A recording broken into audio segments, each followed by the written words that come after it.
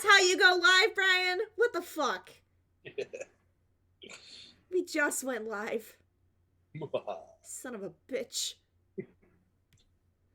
Oh god, I better go get my glass of water in case Ray pops in with a hydrate the stream. No.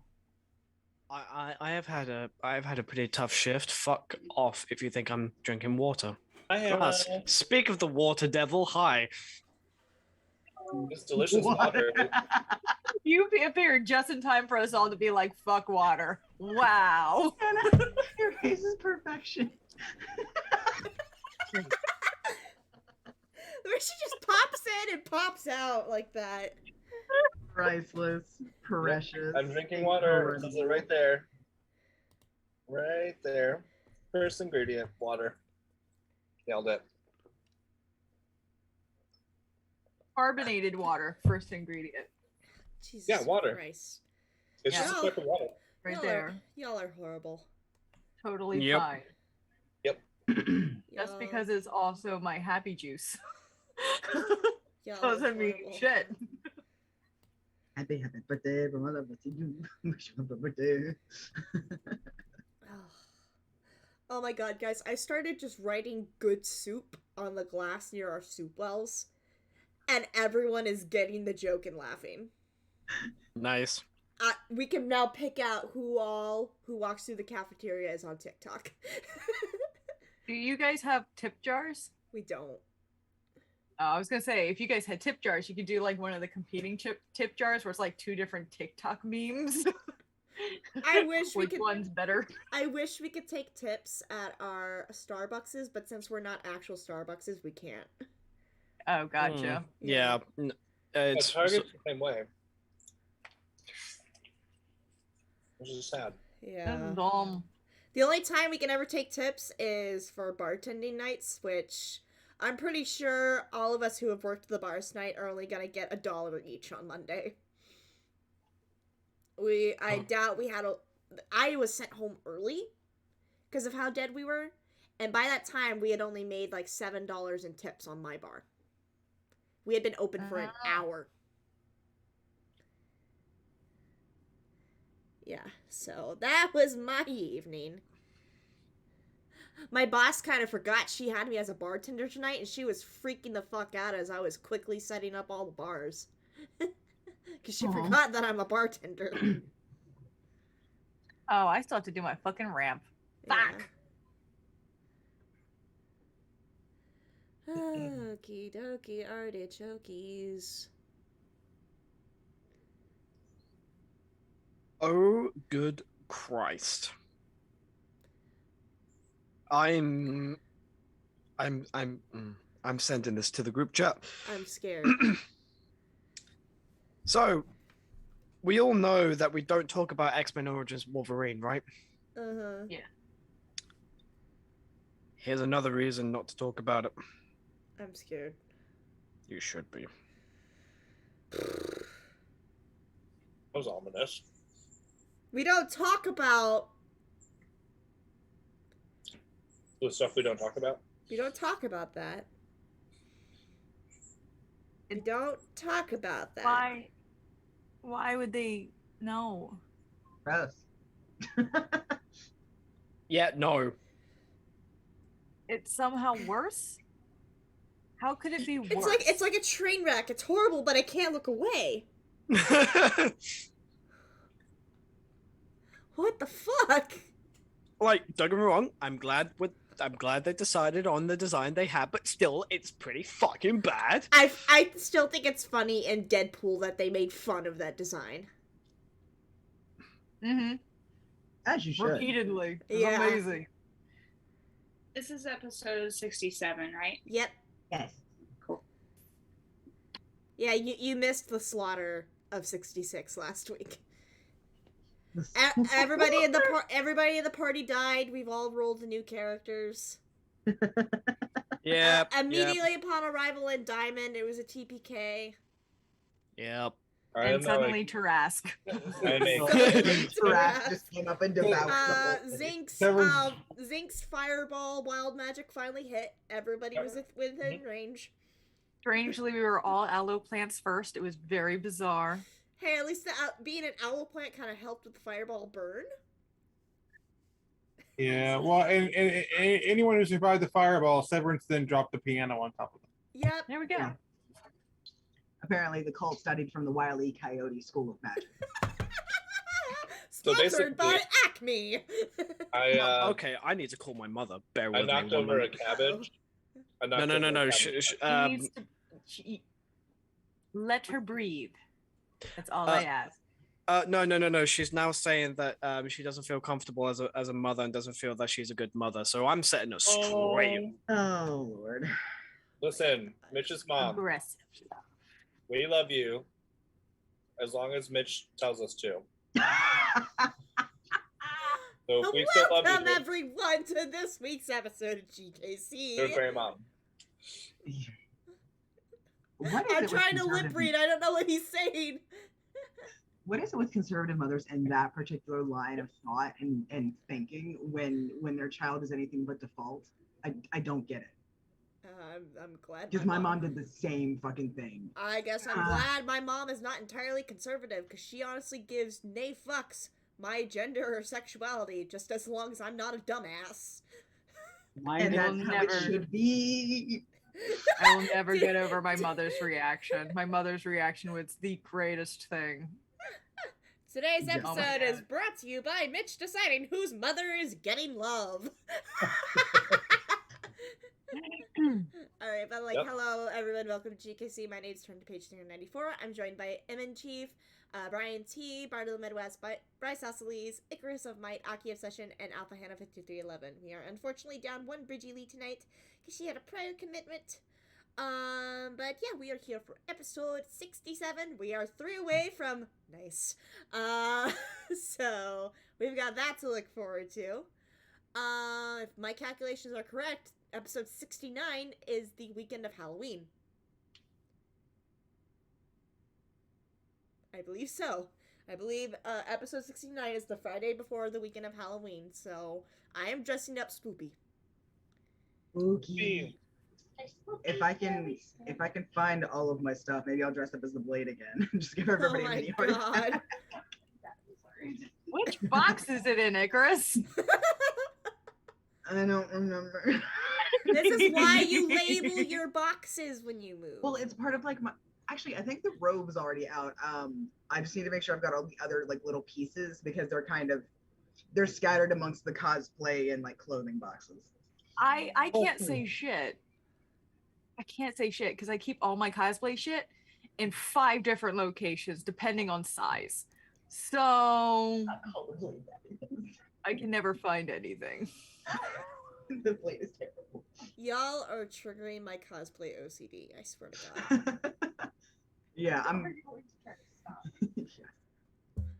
Alright, couple of quick announcements. It is October, the beginning of spoopy season. If you follow me on Instagram, I will be doing Witchy Tarot-tober this year. Unfortunately, I will not be posting prompts till tomorrow because I had a long ass day. My tarot theme is Star Wars. So I actually have a blank tarot deck I'm working with. I'm going to be working on it tomorrow. And I'll post my first 2 prompts, the Magician and the Fool, tomorrow sometime. So make sure you follow me on Instagram to check that out. No updates to any of my stores. Bridget has not had any updates to any of her shops. Sarah, do you have any updates for Redbubble or Society 6? Kind of. Not for my stuff. Some of us know and have met our friend Carolyn, Mm-hmm. who lives over in California and has recently released her own Redbubble with her own all her own designs. I can speak, including my shirt right here, Ooh. Yes. and lots of other super cute stuff. So you definitely should check it out, people. It is called Little Bird Ink. Mm-hmm. It's redbubble.com/shop/ redbubble.com/people/littlebirdinc/shop. And that will link you to some really cute designs, baseball caps, t-shirts, leggings, a lot of cool stuff. She sent me a couple so I can take some photos for her. Awesome. Cool. Yeah. So this is the first one. And I'm getting a baseball cap that's just praise to the gods of coffee. I'm very excited. That is amazing. I will be wearing that forever. Alright. And Kitsune has posted our link tree for all the links to social medias, shops, social justice websites. So please be sure to check out the link tree. I did remove all of our GKC social media because I cannot keep up with a Facebook and Instagram or Twitter. So any the GKC Facebook is still up for now if you want to follow that. Just by the end of 2021 it will be deleted. I still have to make a mass document of all of our short stories that we wrote. But yeah, that is the only social media I'm leaving up for now. I will not be using it though because I do not have the time to keep up with the Facebook page. I can only keep up with Twitch and YouTube at the moment. But yeah, other announcements. This Sunday is Lost Mines of Phandelver. We are playing.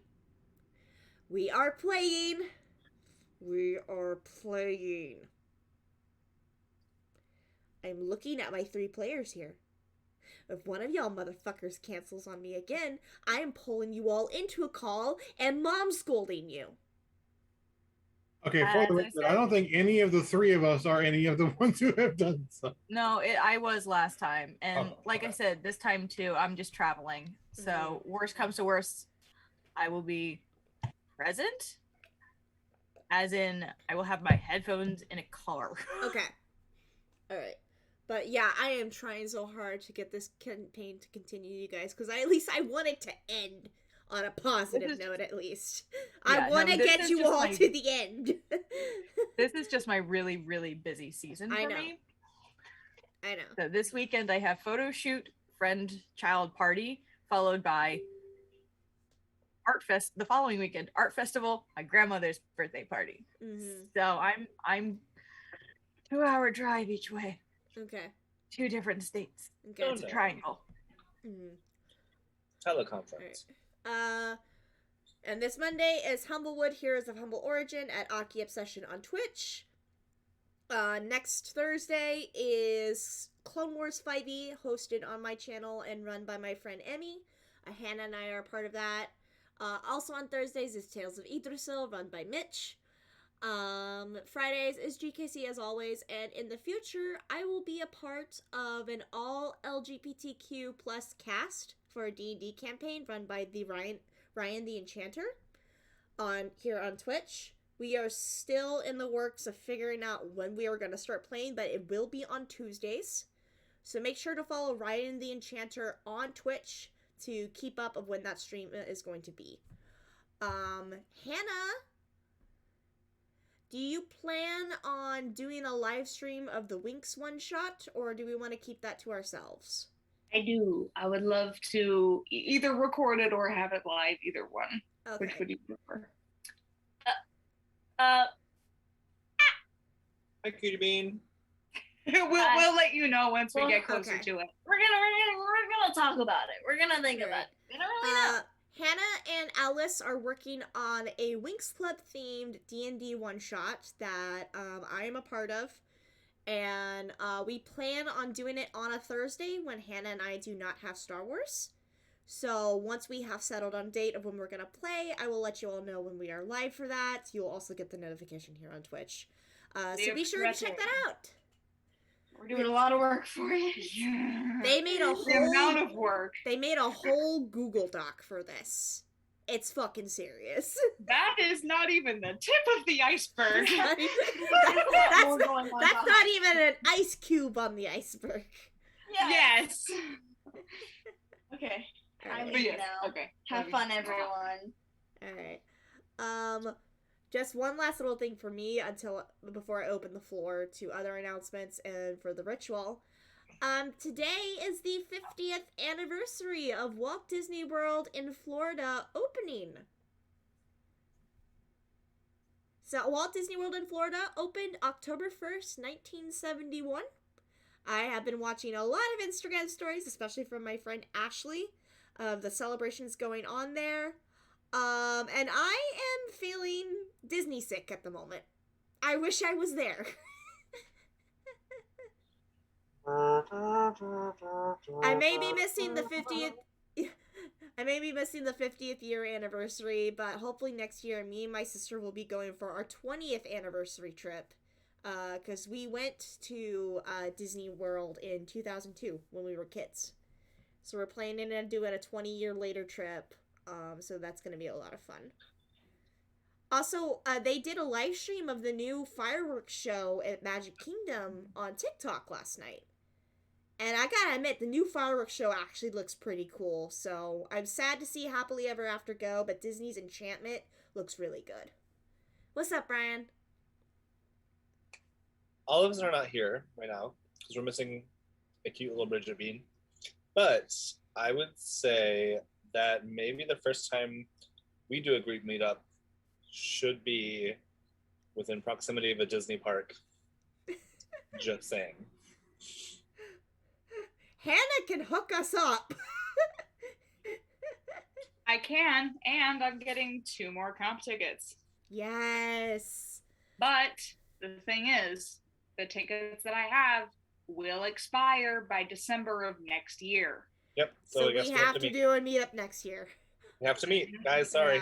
Yeah. I mean, we've checked the Airbnbs in Florida. They're super fucking cheap. Mm-hmm. I can get in 6 people, I think. Okay.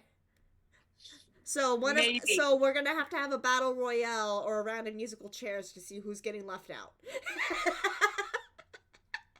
Yeah, we'll figure it out. We'll figure it out. And I'm saying it is a big if because Disney is being an ass about their reservation system. So we'll see. Hopefully it works. It happens. But yeah, we should plan for a low traffic time and probably like next fall. That'll give everybody enough time to save up and potentially get their travel. Fall is definitely a better time because kids are back in school. Plus, it's a Mickey Spooktacular. Ooh, if we get around fall time, it'll be Halloween, and we can wear costumes into the park. I fucking love spooky season, you guys. I don't know if you could tell. Yeah. But I love it. All right. Old Navy. All right. That is all of my announcements. If anyone has any announcements they want to make before Hannah's ritual, the floor is open. I have one more announcement. Yes. If y'all don't mind. It is the beginning of spooky season, as we mentioned, but that is also the beginning of seasonal affective disorder season. So as most of us are on the spectrum of having delightful mental faculties, it's a polite way of saying it, just remember to be kind to people. If you notice that people are getting ornery or agitated or, they're kind of down, just remember that, a lot of people are struggling this time of year. And if you are struggling, I do recommend that you talk to a doctor, talk to a therapist, see if there's a way that you can sort of combat that. I myself take sertraline, which is basically just Zoloft, which helps with my anxiety, it helps with my depression, it helps with my panic disorder, and makes all of those things a lot more manageable. And it also affects seasonal affective disorder. For me, growing up in Michigan, we get like all the seasons. Now that I live in California, it's not as bad, but I definitely do suffer from that. So I'm grateful for modern medicine because honestly, I would be running around half naked with a stick in the air going, like without it. And if you have a similar proclivity for that, talk to somebody. And just, remember to share the love because, everyone's dealing with something at any given time and you never know what that is. So just treat each other with love, respect, and if you need help, don't be afraid to ask for it because it's out there. Mm-hmm. That's my rant. Also, I love you guys. Love you too, Brian. If that is it for announcements, Hannah, you know what you must do? But do you have the strength to do it? It is time for the beingness. Do I have the strength to do it? You can do it. You can do it. God damn it, we gotta hydrate the channel. Fuck! Open to it. Hey. Water. Thank you, Usagi Aqua Knight. Squeezed orange juice. Sarah now hates you. Sarah, that's not water. This counts. It's not water. It's not. This counts. It wasn't me this time. I will tell you all this now. In case the meetup does end up happening in Florida, I will beat your asses if you do not drink water. Because it's Florida and the humidity is 200% every single fucking day. Do you know how many people faint in the parks just in a single day? No? Then shut the fuck up and drink some goddamn water. Well, we know who's not getting the comp ticket next year. Everyone looks at Sarah. This is extremely important because the sun in Florida does not play, and neither will I. And if you fall on your ass because you did not hydrate properly, I will laugh and tell you that I told you so. So do not make me, because I will. Anyway, on to the left. And I say that with all the love in my body. Holy shit. Okay. I really do. Hannah just went psycho mode. I love it. I do not, usually, I don't fight about things. I don't care most of the time. But this is the one exception. I care very deeply about that. So put on your fucking sunscreen and drink your fucking water and everyone will be hunky-dory. Anyway, I just Fuck did I come into? Just telling the importance of why it's important to hydrate, especially if we're all going to meet up in Florida, because the sun don't play, the weather don't play, and I don't play. I'm getting yelled at. Don't drink your water, Sarah. She's going to drown you. Kitsune just made a proposition. He has saved up enough points to grant one player an inspiration, and he says he'll give it to Sarah only if she has actual water on camera tonight. What is this blackmail?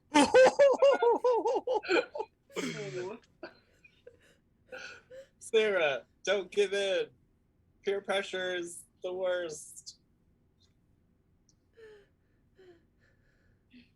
Oh god, this is so gross. Dihydrogen oxide is a chemical. Keep it out of your body. What more do you have to? What more do you have to add to the ritual tonight, Hannah? Or was that it? Just threatening all us into submission? No, that was a threat. Rightfully so, and now my cheeks hurt because I was smiling so harshly. Yeah. So. Wait, hold on. You gotta get the blanket. You gotta get the spoopy season blanket. Spoopy season blanket. Usagi Aquanite. Yeah. Oh, shit. We appreciate you trying to hydrate us. Yeah. Now drop my water. No, not the hydration. Sarah and I are rather similar in that if you give us water, we spawn gremlins, and then, you know, we have to take care of the gremlins. So it's just not fair.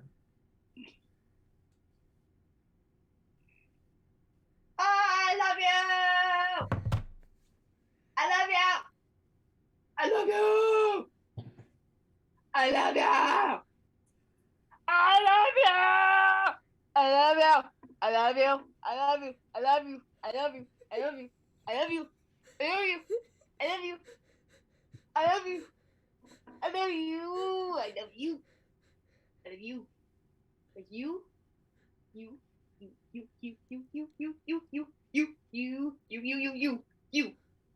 I love you. All my love to you. All love. Because I love you. I love you so much. You deserve all the happiness in the world. Booker has and if anyone tells you otherwise, they're fucking liars. So, smile. Be happy. You loved. You cared for. You fabulous. You're beautiful. You're handsome. You're special. You're gorgeous. And y'all are fucking snacks. And if somebody or yourself tells you otherwise, I'm gonna smack them. Because it's wrong. Because there's love for you. Because you're special. And you've been made with greatness and shaped in love. Because I love you. Bitch. I love you. Kitsune's comment Wednesday. Anyone else getting like Edna Mode's younger sister who does positive reinforcement seminars vibes? I have a follow-up question to that. Just a follow-up question. Have you been taking Taekwondo lessons behind the Walmart Supercenter? Yes. I just to clarify. Sarah, did you get water? Take one sip. Hold on. One sip on camera. I would very much like you to light that on fire. It's not vodka. Okay. I don't like vodka like that. The gin is also a clear liquid. I think the deal is you have to take a sip on camera, and Kitsune will redeem points for an inspiration. Am I right, Kitsune?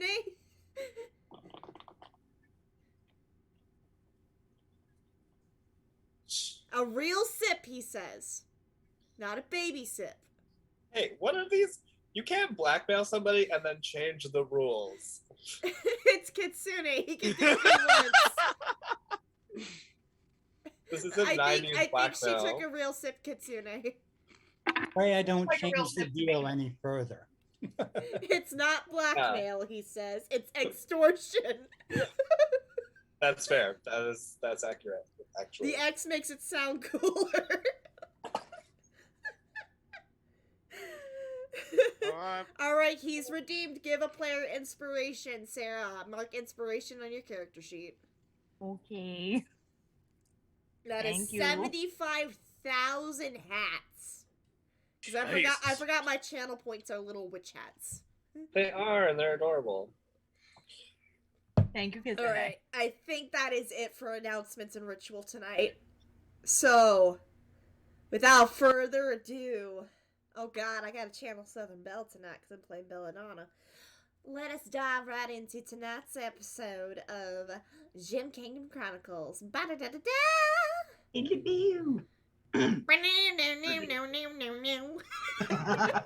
This is not delivered. Stick in the back of my throat. Oh, Sarah. Poor baby. I will be RB. So, previously on Kingdom Chronicles. Jesus Christ, it throws me off how deep your voice is still. I know, right? But I love it. You and me all the time. You get Hannah? Hannah's not okay. That one announcement sent her into bottom mode.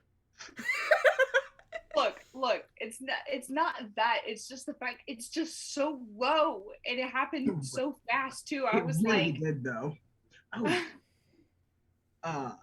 It's just kind of a shock more than anything. I'm just like, my god. Hello. Especially because I've gone back and listened to some of my old TikToks, and I've been like, what the fuck is this? But yeah. Anyway, so previously on Kingdom Chronicles, we got some balls a rolling, which was pretty great. Let me see. We had Zinc prepare everything, get everybody together, move on, all that good stuff, and cast teleportation circle. Arakiel yoinked Sierra out of it at the last second because he is distressed about what has happened. Darren is very upset, and we sort of inserted a little thing in there that Sierra used a sending to calm him down a little bit, like, hey, you don't have to immediately like rush back here. I'm fine. I'm gonna be okay, kind of thing. And yeah, she's not able to go into like much detail, but she's got sort of something urgent that has come up, but she's fine essentially. We then have everybody sort of moving about the city, and we had Belladonna, who is Paige's temporary character, introduced. Flortman got his fortune read, and she knows Rayla. So biblically. I literally have a little winky face in my notes. I'm just saying, I put it in there. And she can sort of help them with the city integration, kind of getting everything situated. She helps them also get a room and everything up at the Shady Shack, which is a very seedy hotel that is living up to its whole ass name and potential. It is exactly what it is, a Shady Shack. And they they get Belladonna sort of up to speed on everything that they've encountered so far and just sort of like what's going on with that.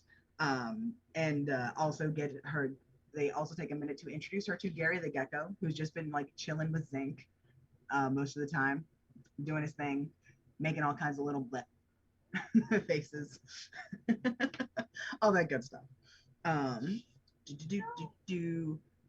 Y'all all picked nicknames to use while you're in Diamond to kind of help. I, for the life of me, can't remember what they were. I was leaving that to y'all, but I just, oh good, thank God, Zinc has a list. Cool. Then y'all had dinner. Darren and Xander snug off to sort of start everything and get it like going, while Rayla's chilling with the party and with Bella kind of catching up on old times before she goes and joins those two. Because you know, it's the first day. It's syllabus day. It's syllabus day. She can, you know, she'll start phoning it in, like, and she'll start really showing up notes after taking notes. I'm taking notes. And there's also sort of there's some more discussions of getting how to disguise for extra people, because Devotion did pop into a shop and pick one up at some point in the session. Yeah, it was a little later in this time scale, but there was talk of like, we're in a magic town. We can probably find this magic item. I hope so. Because let's be real, with all the people after all of y'all, it completely and utterly makes sense that you would just have hats of disguise for everybody, just in case. Just in case. So Darren and Xander were getting prepped and getting into the town. They were leaving sort of messages in Thieves' Cant on various landmarks, so that one, they can kind of keep track of like the little territory, so that Rayla can find them when they come up later, and so that they have a subtle way to keep track of just everything that's going on, basically. And if need be, because I trust in y'all enough, they're vague enough that nobody else in the city necessarily would see anything wrong with whatever they're going on. It's just like, oh yeah, there's some new rogues in town, essentially. Like, oh, goddamn kids and their graffiti. Damn kids and their graffiti, they're gonna pick my pocket. Yeah, that is my impression of old man in D&D.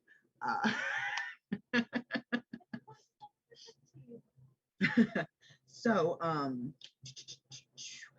yeah, so devotion gets a helm. It's a helm or hat of disguise. I think I've mentioned I hate the design in the book so much, so I am fully and okay with it if y'all want it to look like anything else, as long as it's not like ridiculous. Like I can't look like a robot hat because no robots, but like as long as it makes if it fits more aesthetically with your character to have it look a certain way, fucking go for it. I please.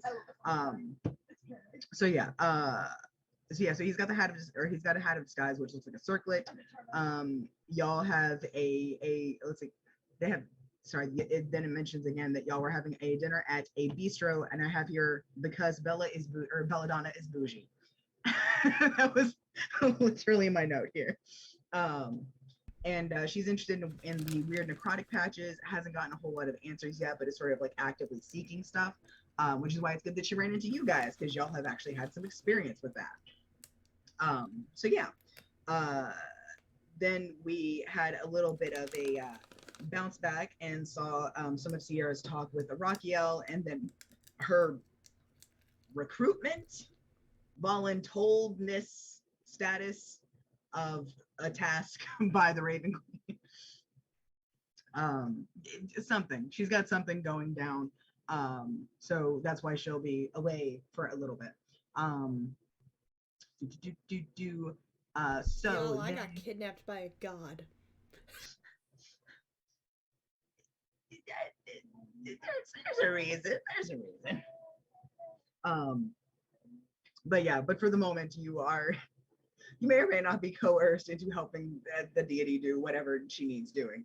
We'll see. Sierra just comes to Diamond with a celestial pizza, like Troy with. What's up, everybody? The Raven Queen wanted me to pick new drapes for her castle in the Shadow Realm. Comes back with a pizza. The city's on fire. Everyone's screaming. Please don't set this one on fire.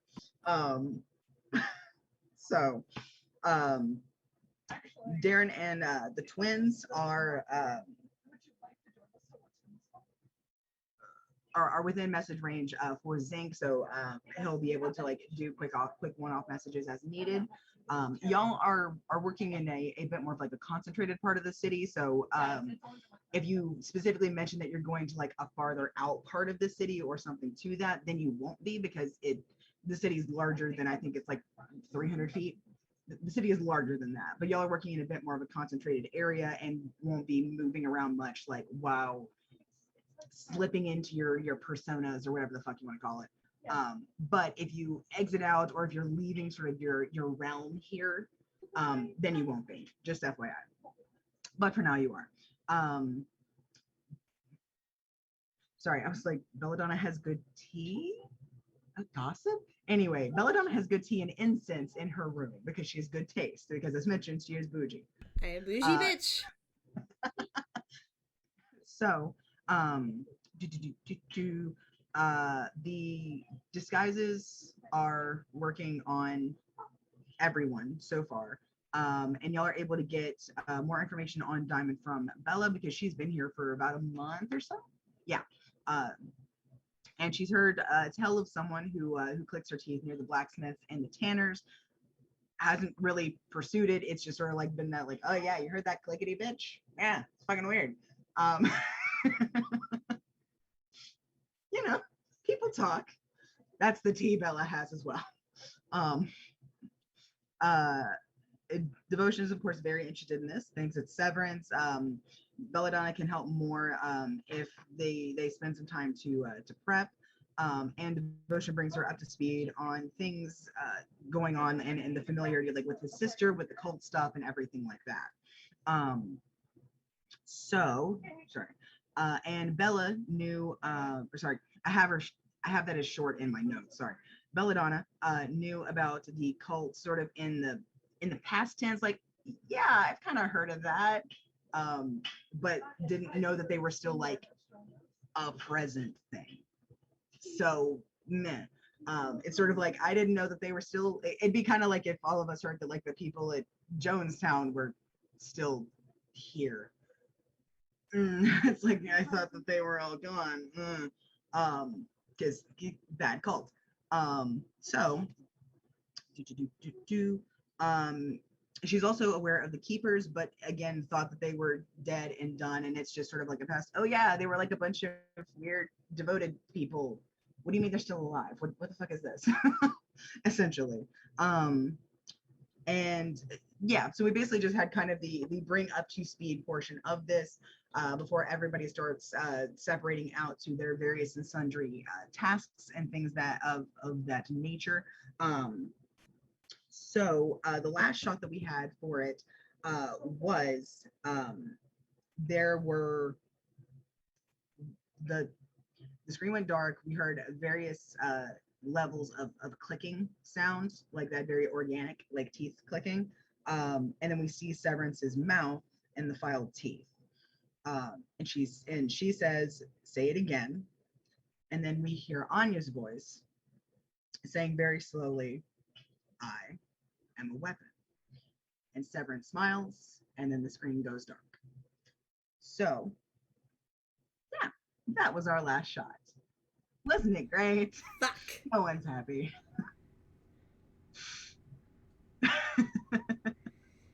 We'll Yeah. wait for 2 minutes, and this shit comes up. So, boop-a-doop-a-doop. Do-do-do-do-do. Manamana. Phenomena. Kill Severance. Anyway. So yeah.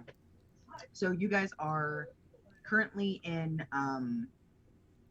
you guys are currently in Diamond, and you're, I guess, there in the morning in the tavern area kind of thing, going around from there. So we have had a long rest. Yeah, I'm thinking that this is Yeah. probably sort of the next morning, because y'all had gotten there and spent a lot of the day kind of getting settled, getting everything in, and then like separating out as needed. But since we had specifically mentioned y'all having dinner, I'm gonna say that we're just gonna start fresh sort of the next morning after everybody's kind of mulling over, like, well, here we go, I guess. So, but yeah, so the Shady Shack, for lack of better words, is going to be y'all's kind of base that you'll then be moving out of. It's pretty nondescript. They don't really talk about their clientele. There's not a whole lot of like money in it usually, because not many of like the great people stay here. It's like one of those really good halfway places. Like, it's not great, but it's not the shittiest. So like, you're not necessarily going to go here if you're hiding out from the law. Most likely you're just like some schmuck down on his luck. At least that's what the proprietor thinks. Motel 1. Yeah. So unless somebody comes in here with like 3 like bags full of gold, he's not really gonna be like prone to saying shit about his patrons, because like, bruh, if you need to find him that bad, I'm sure he's in the city. Like, just go find him. Kind of thing. So yeah. So I think first off with Darren, with you and the twins, since this is kind of y'all's shtick, did you give people like instructions or like implied like, this is what you should do, we're gonna be doing this, or something to that effect? I know you gave Flortma sort of that brief note about like, hey, keep your head down, deuces, we're gonna go do our thing. But did you do anything else with the other members? Well, he left the thieves camp on the wall. Yes. To offer some level of information. And it seemed a lot like Rayla was kind of coaching already. It's one of those too many cooks things, so he kind of let it be. That's fair. Fair. Okay. Goodness. Okay, cool. So in that case, I think. And he did leave, like, in the thieves' camp, he did leave the, this is Rayla, this is where you're best suited, this is where I'll be suited, and this is where Xander should be. Okay. Fill in the blanks. Oh, okay. Sorry. Belladonna, quick question. Did Rayla stay the night with you, or did she leave to start her mission stuff? Feel free to roll if you're not sure. She went to go do her mission stuff. Fair enough. Fair enough. Okay, so in that case, yeah. Okay, so Darren, you have both of the twins there with you, starting off this fine morning. I'm guessing y'all are kind of doing the split up thing where you're gonna be, I'm guessing, looking for like bartending or something similar. I know we did the rolls last time to see like the best locations we should be at. There was a bartending role, there was a scullery maid, and there was like the stables. Yep. All right. Cool. So yeah, so you guys have a pretty good sort of spread on the various places around here to kind of start getting information, because of course maids and cooks always talk, always gossip. But stable people, you see stuff, you see people moving in and out, you hear things from other lords, you know, people spill tea everywhere. And as a bartender, as someone in the service industry, I resemble this comment. Yeah. And as you know, a bartender, people spill literally anything possible once you get enough liquor into them. True. Which may or may not include the contents of their own stomachs. We'll see. Hazards of the job.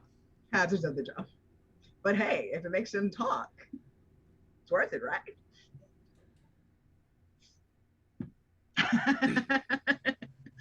Debatable. Okay.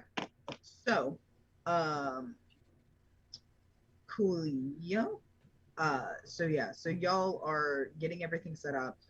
I guess today would be your first day of like starting your new jobs and all that good stuff. So I think Rayla honestly comes down in like the outfit that she has to wear, because you know, as maid will still have like a base uniform or something if you're in like a nice enough place. This is like one of those just on the cusp places. The scullery maid uniform is so bad. It's so bad. It's like this drab brown color because you want it to be something durable and easy to clean and that won't show stains, so that like you'll look presentable for as long as possible.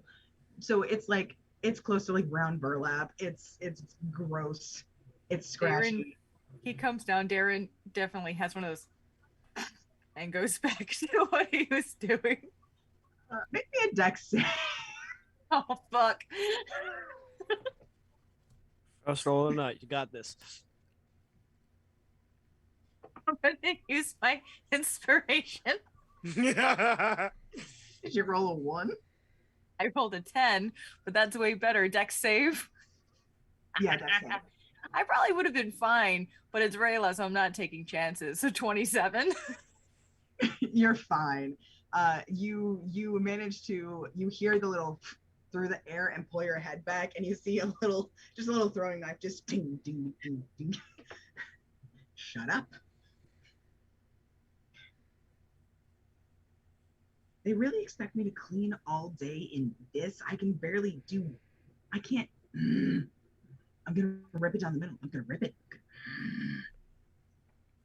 And then Xander says, you haven't got the worst of it. And he comes around and he's got an attempt at livery on, because like, you know, they do want to have like some kind of uniform, but also you're going to be mucking out stables a lot of the time. So he's got these really tall, like rubbery boots. He's got these really, really bright and loud. It's a weird, like loud brown, which you didn't think was possible, but yet somehow it is. But loud brown coveralls with like a tan shirt, and a jaunty little hat. Oh my God, yes. He just comes out. He's just, Yeah, Darren really does one of those.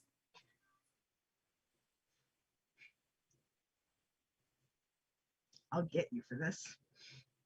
Get you for this. I can make drinks. I could be you. I've always been better at it, and you know it. Well then, shut up. So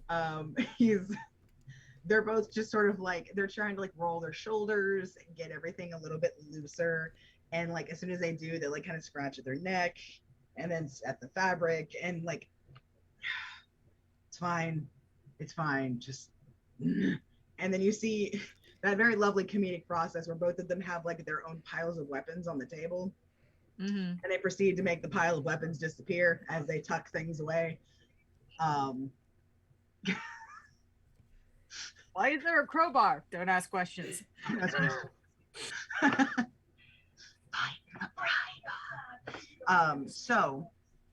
So yeah, they both are fully kitted out, fully equipped, so to speak.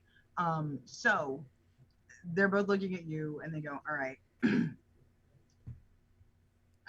well, I guess we're off to work, aren't we? You owe us so much for this. I know. Keep your heads down, keep alive. Yeah, and we'll come and get you if we hear anything about the person, the you know, about the severance or the clicking or the name of Anya or any combination thereof, right? Of course. All right, cool. So they both like still kind of rolling their shoulders and trying to move a little bit, just sort of head on out. So I think the way we'll do this, because I don't want it to all be like contingent on just one roll. So I think the twins, in essence, will be making a single roll that will have an advantage because they're sort of like helping each other in a way. Whereas yours will be, it's you doing your thing at like a bartending place. If you can give me a reason as to why you would have advantage for any given roll, you're more than welcome. But I figure this is a good way to kind of even it out.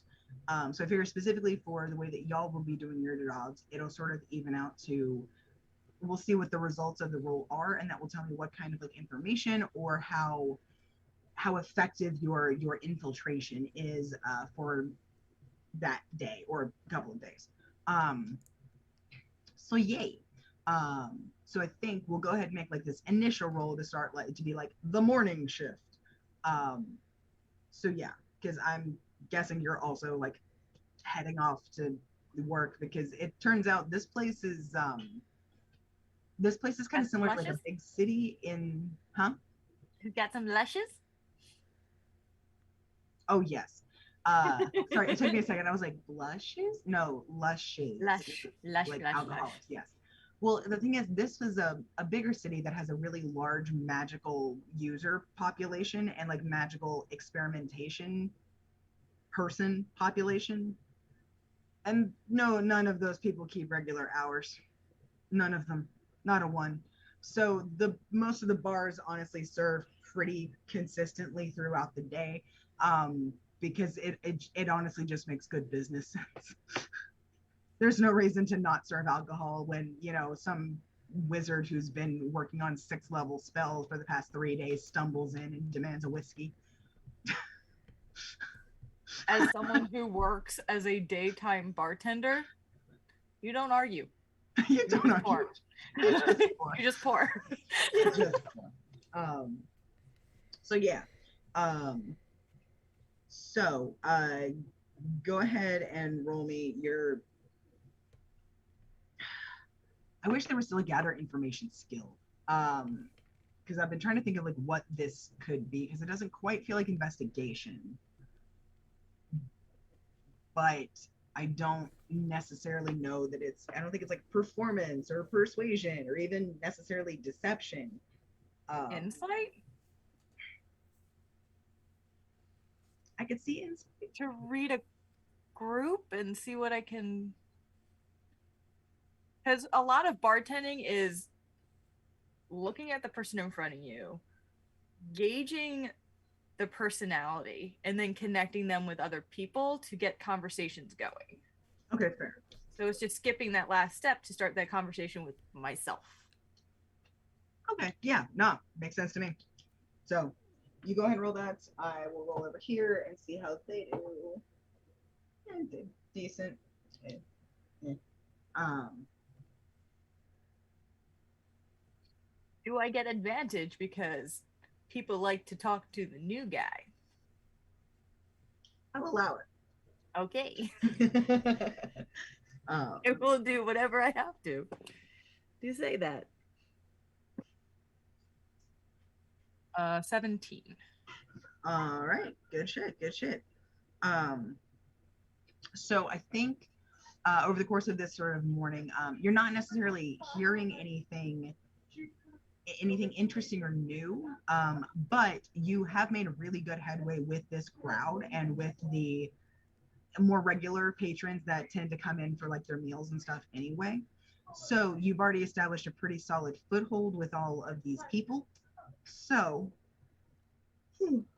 sorry, that's gonna do you well, sort of as we proceed. And the twins, I think honestly, judging from the dice rolls that I got, which was at 8 and an 11, so an 11 plus 4, so yeah, which gives them like I think a 15. Also like a pretty solid day, not quite as good as you, but they are like the new people at that particular house, so they're probably getting their fair share of the shittiest work possible, which means they don't get as much time to talk. But they're doing it well enough that they're not being singled out for any negative reason, which is good. Okay. Alrighty. So in that case, okay. So in that case, I think I'm gonna do a quick pop back over to.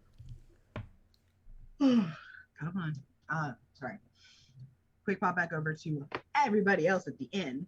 So we've got Alfredo,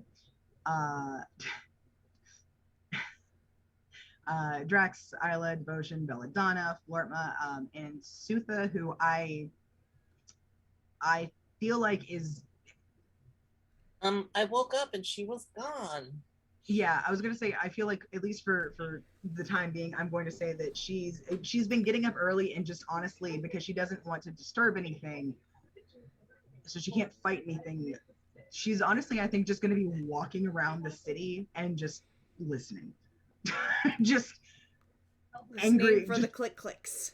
Just angry walk and listen and like staring and stuff, which honestly people won't think is that weird because she is a half orc in the city. Sit back, relax, and enjoy a healthy dose of prolonged eye contact. Prolonged eye contact.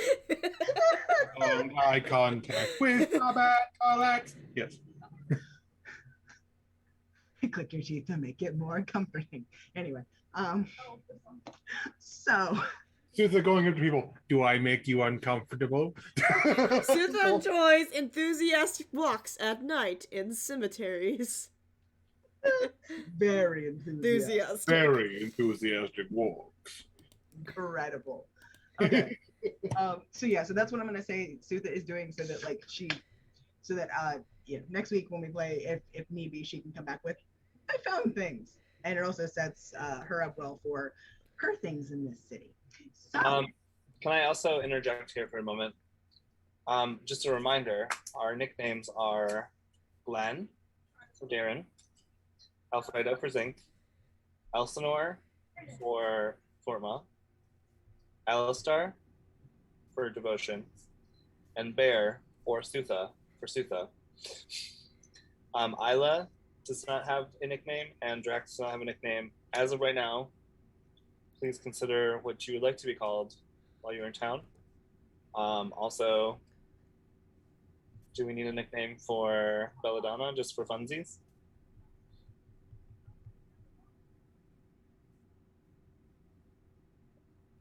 Belladonna, Bella or Donna, Belle or Donnie, either any of them works. What about Lado? Or Donna? Lado. Belladonna. Lado.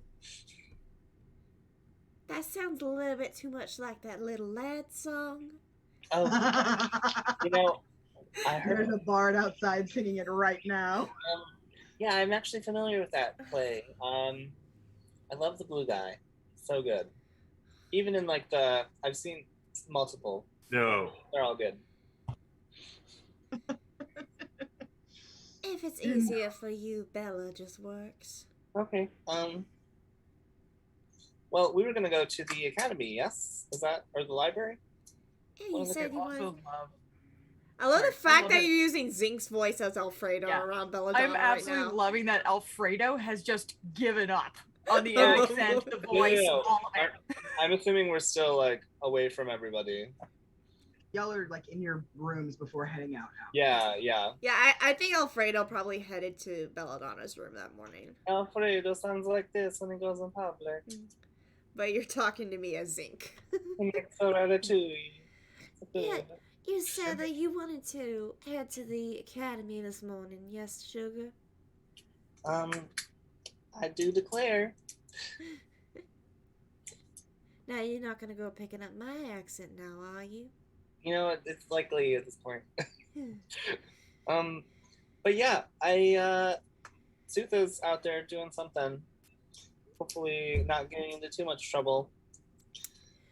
Well, she does. We'll most likely hear about it very quickly. News travels fast in this town. Oh, wait, no. Hold on. I don't know what that was, but it sounded cool. Well, if we want to get headed on to the academy, we better get going now. Yeah, let me, hold on. Boop. Adjusts the disguise for Alfredo. Mm-hmm. Twists the mustache. Bella Okay. snaps her fingers and her teal skin tone and her horns disappear. And she has basically the same appearance, but just in human form. And she's got a little golden flower crown on her head. Oh, you know, that reminds me of one of the people we work with. Her name is, well, she's a flower princess. She makes the crowns for the flowers on the head. Oh, she was that little silver-haired young lady I saw with your Oh, other friend. yeah. She's a bella principessa. Princess, you say? Well, that's the rumor anyway. Well, I would be glad to get acquainted with her later today. Well, for now, we have research to go get done, don't we, darling? It would be the marinara, my linguine. Sorry. I just spit out my drink, you twat. Mitch, how could I you waste don't it? think that's quite how the saying goes, but... I'm winging it as I go. Alright. Technically, this country doesn't exist in this world. To me, Mario. Incredible. I had you do it at least once while he's doing this fucking. By the way, as soon as while Hannah was ranting earlier, I was definitely like I shared the GIF with you, but like I was just imagining the sun with the sunglasses that's evilly trying to attack Mario. Like that's how the Florida sun sounds. Like it's constantly like jumping down from the sky to like scorch you, and then jumping back up and like. I mean, Yeah. I think at that, Bella and Alfredo head to the academy. Yeah. okay, cool. Alrighty.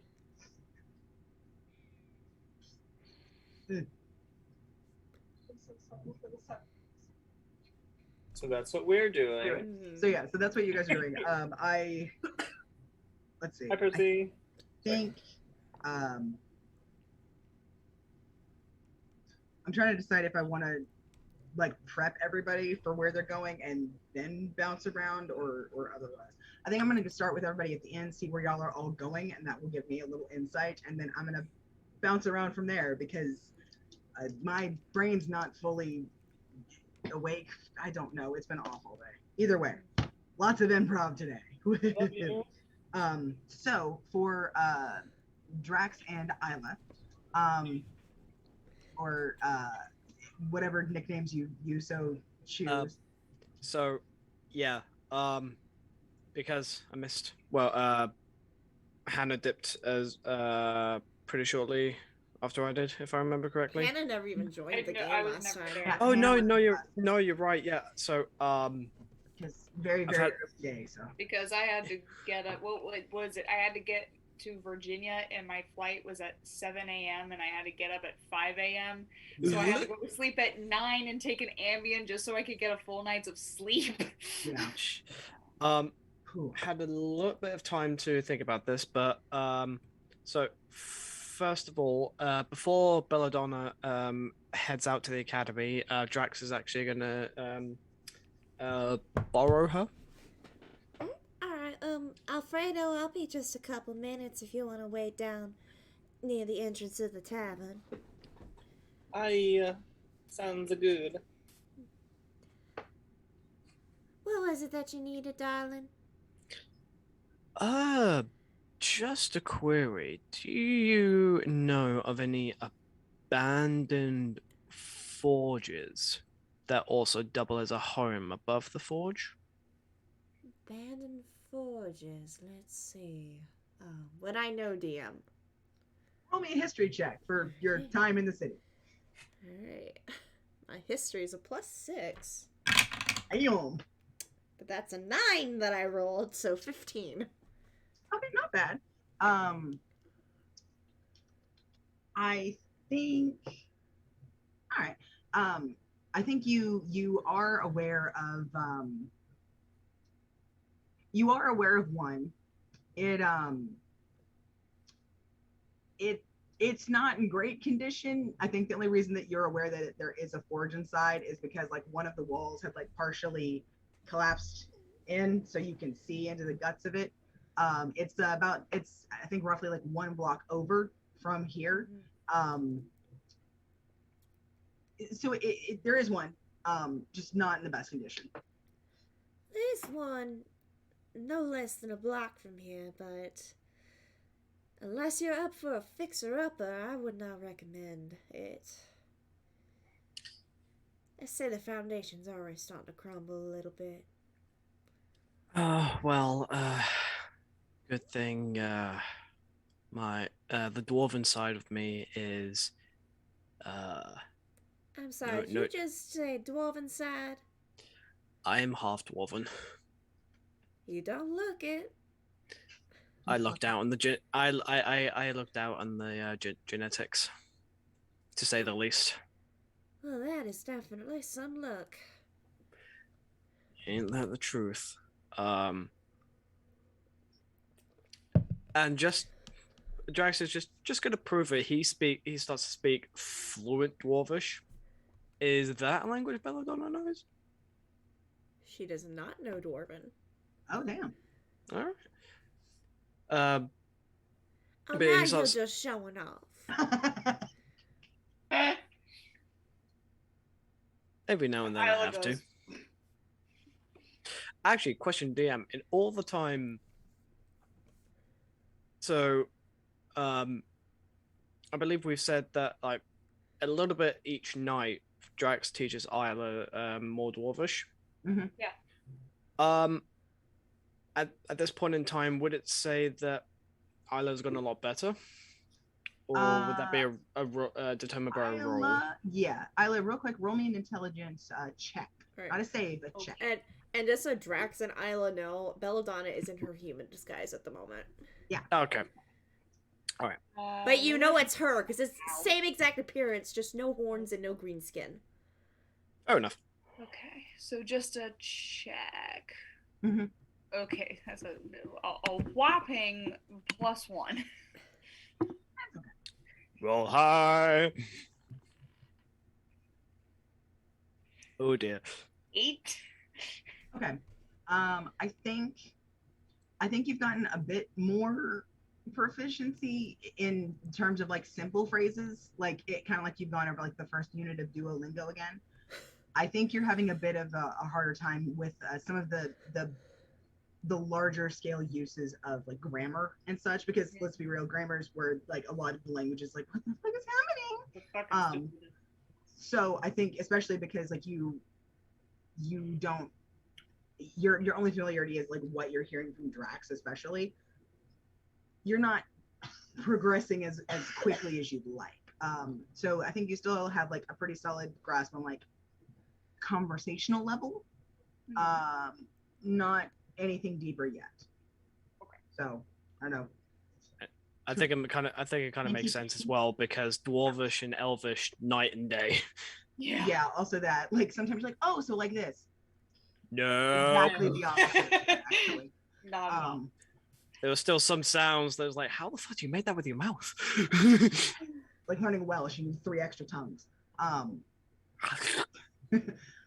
Also, I'm very sorry. I apparently need to run to the restroom. I will be right back. Yeah. So I have some RP that I want to do anyway, so we'll get right up. So Drax to Bella again.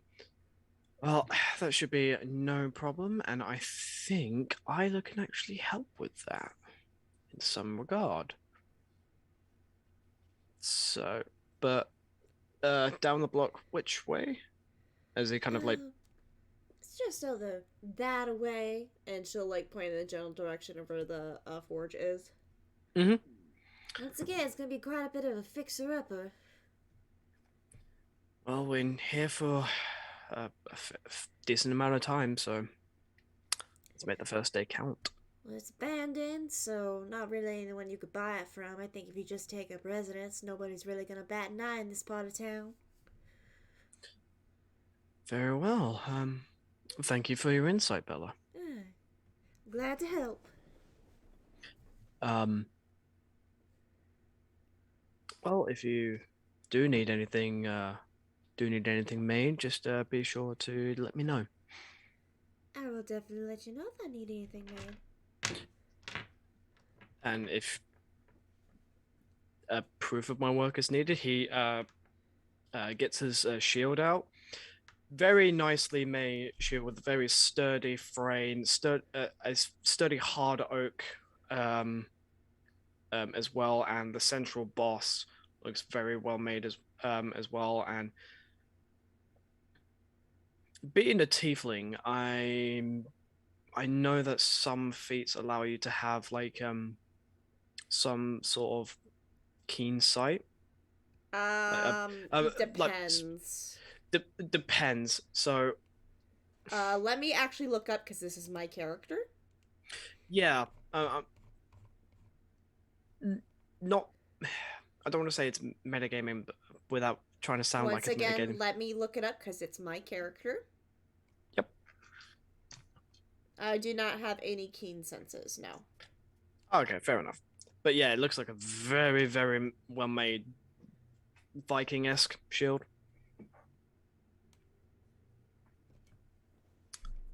Well, if your height didn't prove that you have dwarven heritage, that shield definitely does. Oh, better go get Isla and plan for the big move. She's standing right next to you, Sugar. She's a stealthy one sometimes. Hi, I don't think we were properly introduced, darling. My name is Belladonna. She'll hold a hand out to Isla. Very nice to meet you. Can I just say how lovely your dress is? Oh, thank you. That's very sweet. Yeah, and those flowers you have in your hair, too, they just look divine. Thank you. I grew them myself. Oh, you grew them yourself, Sugar? I might have to ask you to grow some for me later. I probably will. I like to make flower crowns. Well, I love to wear flower crowns now. While I'm in my more appropriate appearance at the moment, I think you know us earlier, I do love to decorate my little personal crown with flowers. And she gestures to where her horns would be. I just like to add a little pops of color here and there. Well, you're very beautiful. Oh, you are too, Sugar. Don't forget that. Thank you. Oh, well, Alfredo and myself better be getting to the academy to get some research done, but we'll be back in here a little bit later. If there's anything y'all would like to do, perhaps browse the town a little bit. I know it's just your second day here. Well, I mean, I wouldn't mind some shopping and looking around. Oh, I know all the best shops in town to go to, Sugar. I could use some. Alright. Or a library. Oh, yeah, library. Well, your best bet would be at the academy. They got the biggest library in town, but there is a public library, I think, more towards city center as well. Okay. I probably might do some light reading, too. Well, I better be running along now. Alfredo is eager to go check out the academy, but I'll see you all later, alright? Alright, you take care. Alright, I'll see you all soon. And I'm gonna head out. Alfredo, darling. I'm ready to head down to the academy whenever you are. Somebody cast a silence spell on me. Oh no, did they really? Ay, mi amore. Well, So, let's go. Yeah, so let's go, as you say. And we'll head to the academy while we're waiting for Icarus to come back. Oh, Jesus. Who's that? Oh, okay. Better not to be offended about it.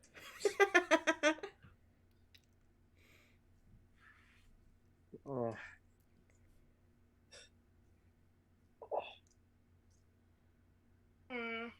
Alright, Icarus, Alfredo, and Belladonna are now heading to the academy after a little bit of role-playing with Drax and Isla.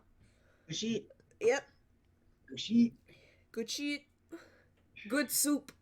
Good soup. Good soup. Good soup. And just to confirm the guess that I had, Drax is looking into the forge to like pretend like, hey, I'm a new blacksmith here. Nothing.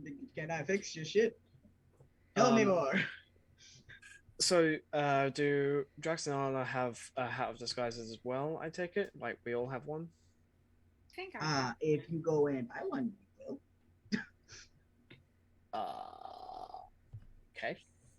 Each person has to buy one, but we can do that when I hop back over to you. Yeah, sure. No worries. Okay. All right. Okay, so y'all are looking into the abandoned forge and maybe a bit of shopping. They're going to the y'all two are going to the academy. Okay, and so to round out our other peoples, Florma, any particular plans, or are you gonna tag along with devotion today, or what you thinking?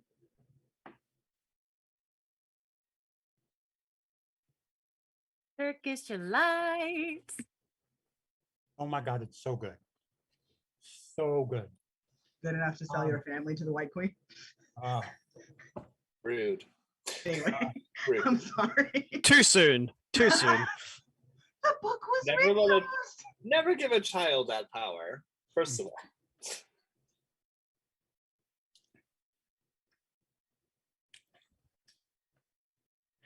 there were a couple of things I wanted to buy. Okay. If I can find them. Okay. I have to find out what it is first.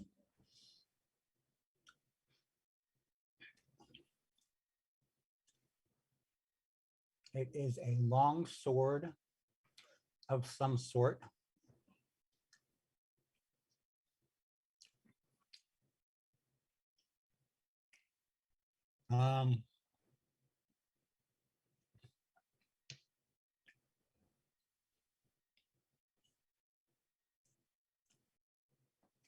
I was discussing it with somebody last week, but I do not remember. Okay. if you're interested more in just doing some of the shopping stuff, I guess gather the things that you're kind of thinking of. And I can bounce back to you after you found them and like have an idea, or anything of that nature. If that sounds good.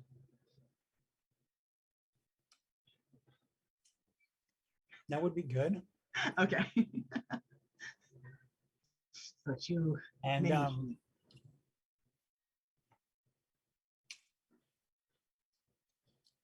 maybe something of disguise.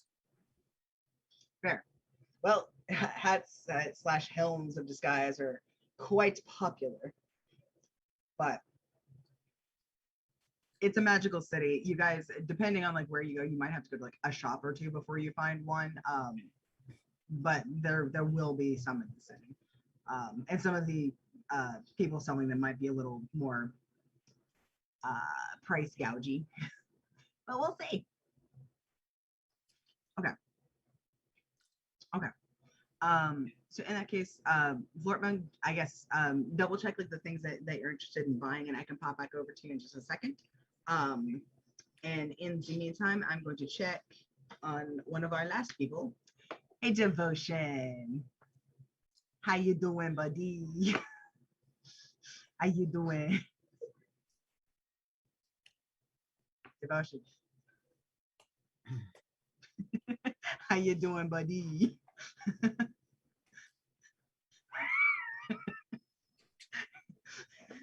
Here.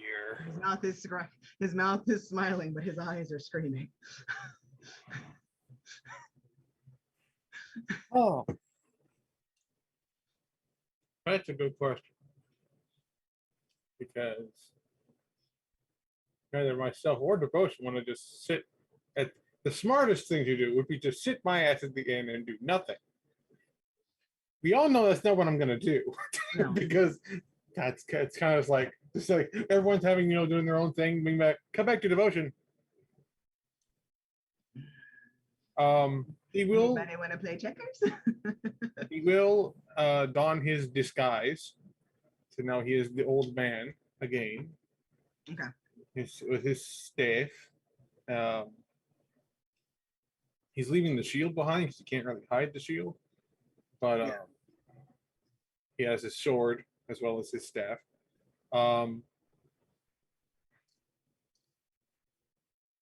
Let's see. I'm going to roll to see what I do on this first of days. I'm either going to go do something that will make Vigorous have to do a lot of work, or he's just going to go scouting. Be the old man walking around town doing nothing suspicious. Robin Hood it up. Alms for the poor. And then you take that and put it in the collection. Apparently, this guy wants trouble. Devotion, under his disguise, is heading for the Temple of Tyr. Okay, fair enough. Makes sense. Good shit. He's going to nip this particular irritant in the butt. He's like, hey, look, I know you don't like me, but I'm looking for my wife, so you can go fuck yourself. He at least has to do that in person, and also see if anyone else finds anything there. So he has reasons to go, but it's just like one of those things of like, I know I have to go there at some point while I'm here. I'm just not looking forward to it. And the die says, ha ha ha, you're going, bitch. So that is what he's going to do. He will inform those still at the inn that this is indeed his plan, that he is going to remain in disguise while doing so until he is in a secure location, but that is where he is going, so that if he is discovered out of disguise by a member of the temple, or God forbid the temple master, the guy's not going to shout so the entire city knows that he is here. He does that thing of just like screams and like it screams your name several times, and each time it's like the temple hears, the street hears, the block hears, the city hears. and then it zooms back down into the dungeon, and she's just like, "Oh, he's here!" Like, fuck. No, but he will inform the party, that those in the party who are here, that he is going to go do that as quietly and as without incident as possible. Okay, cool. So while you're walking over to the temple, I know. Oh no. You hear the voice of a sneaky snake. Oh no, not the sneaky snack. Not that sneaky snack. Sneaky snake. What does the sneaky snake say to me? I'm sorry. Anyway, I'm sorry. Y'all seriously had to unearth that traumatizing vibe. Yes,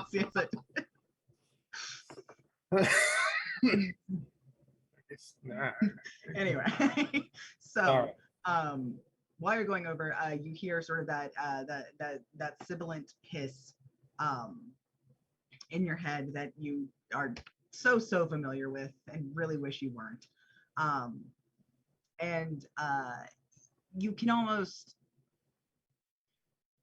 it sounds as smug as ever, but you can't really hear the expression that would be on his face like you normally can. He just always assumes it's some shit-eating grin. Yeah, probably. So he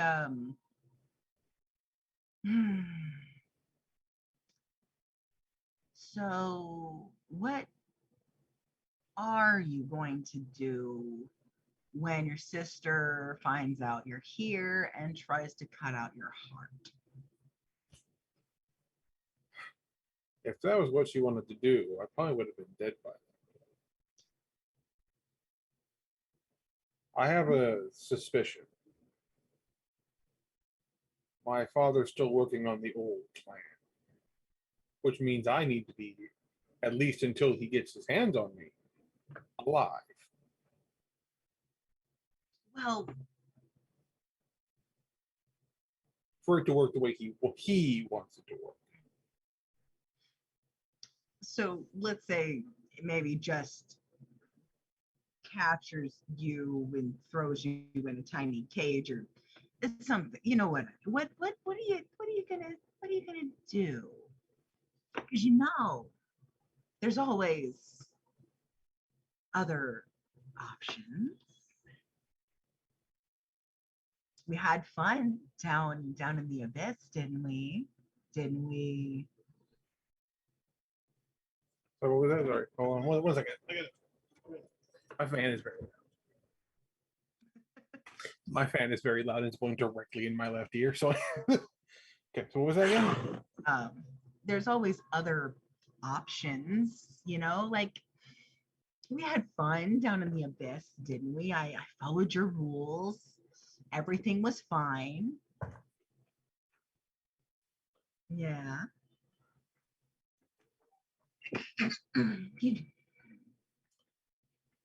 All the times you like to stretch your legs, or more specifically, my legs, is against my sister. Interesting. I just, you know, I'm here to help because you made it very clear that I need to make sure that everything ends up okay. So the best way for me to do that is to help. And the best way for me to help is to roll a con save for me real quick.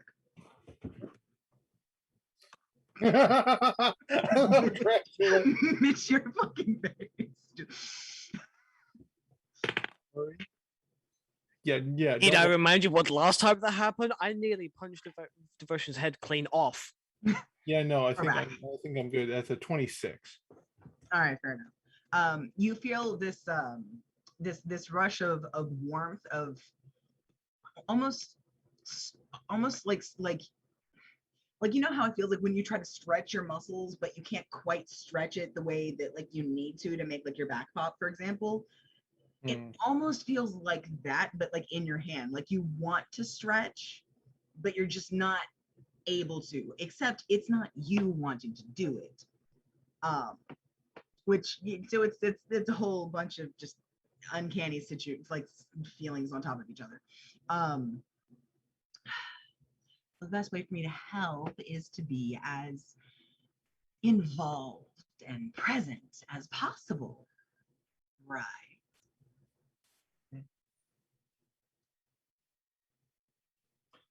You're funny sometimes. Don't forget that I am well aware that the reason I am here, having to save my wife for my own sister, all comes back to you. I've never forgotten that. And yet still I'm thinking of a myriad of ways, too many for you to keep track of, which is helpful, of ways to have us both get what we want. You out of this gem, me free of you.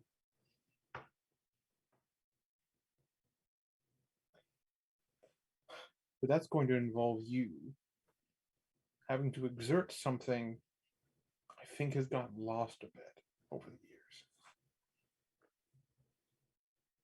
Because I think it's what I represent that was taken from you to make me.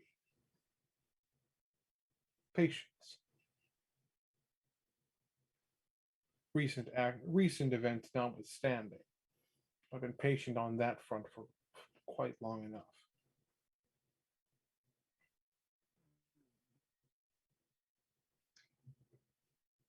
I've been a rock for quite a few millennia. I don't think I've lost my patience. I'm just open to the idea of doing anything to hasten the end of this interminable stay. It would help me if you gave me a little more information as to how you came to be in this rock.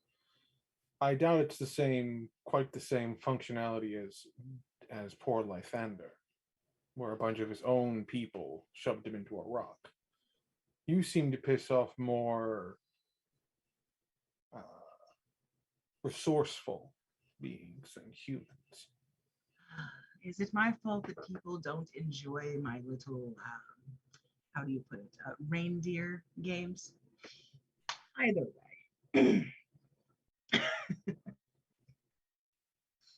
Certainly one way of putting it. Sure, Father Chris will be happy.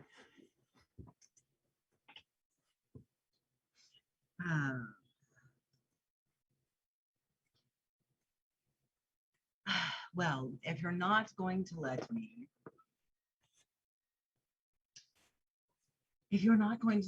aid and abet you to the best of my abilities by letting me just guide you bodily through the landmines that this place represents, I'll just come back when I have another idea. Considering where I'm heading, I imagine you'll be quiet whether you want to be or not. Yeah.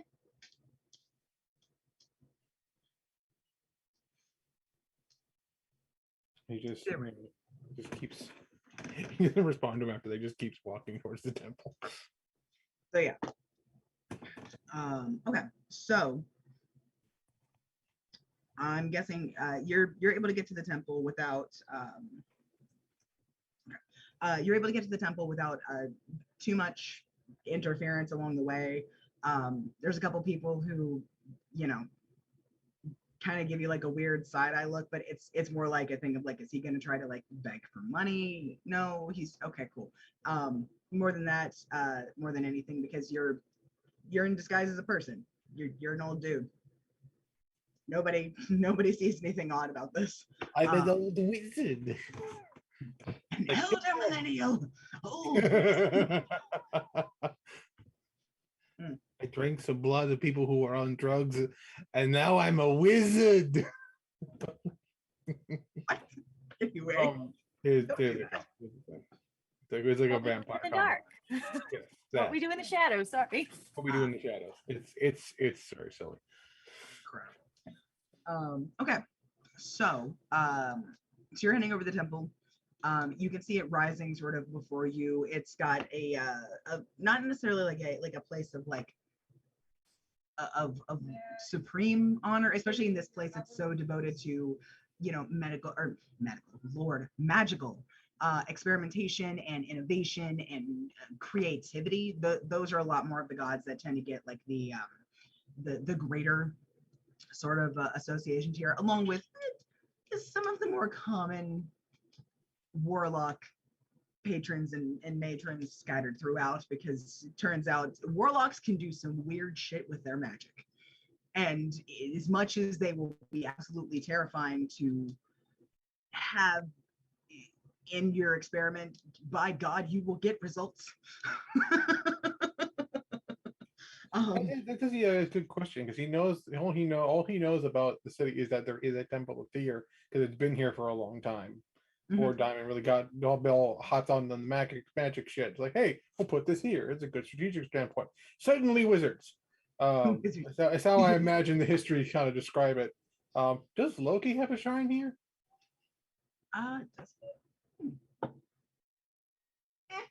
He's got, I think, a small one. Being that he has a bit of a harder time responding to followers.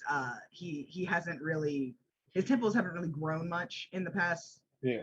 God knows how long. They're still here, of course, because he still can do some things. I'm sorry. I have this idea that the version of him that's in the bigger stone is like sitting there. It's like a Loki variant sort of thing, where he's like in a suit. He has like a switchboard. He's slowly doing switchboard stuff to contact his warlocks. It's just like okay, that's fucking hilarious. I love it. Anyway. Like any sense of responsibility and like order that was within a chaos god is stuck in that stone doing a switchboard for warlocks. Incredible. That'd be great. But yeah, so not a big one. It's pretty small. It's kind of tucked away. It's still very like well decorated, and there are still attendees, but like I said, they haven't grown very much, just because given his particular existence, variety type, whatever the fuck you want to call it, he has a bit of a harder time than other gods to respond quickly and effectively to his followers. Unless, of course, a follower is you, but that's because he's literally embedded in your hand. Yeah. You're special. Aren't you happy? So excited. They'll probably his like handful of warlocks in the city probably having. It's weird for some reason. I'm having a little bit. He's responding a little faster. I have no idea why. Oh my god! Yeah. Anyway, so you're heading over to the Temple of Tyr, which is of course much larger. It's again, it's not one of the largest in the city, because it, especially since like the magical innovation stuff began, it had much of a need to expand, because there's not as many divine focused casters. There are some, because like any caster can come here and do experimentation, and because diamonds especially have a much cooler martial aspect to their magic, just like obsidian, it means that you can do some cool stuff with it if you view it in part of like your holy symbol, or in parts of your weapons that you use and like cast your smites through. There we go. Words. But divine casters aren't as prone, at least in this world, they're not as prone to the wild, large scale like magical experimentation that a lot of arcane casters are.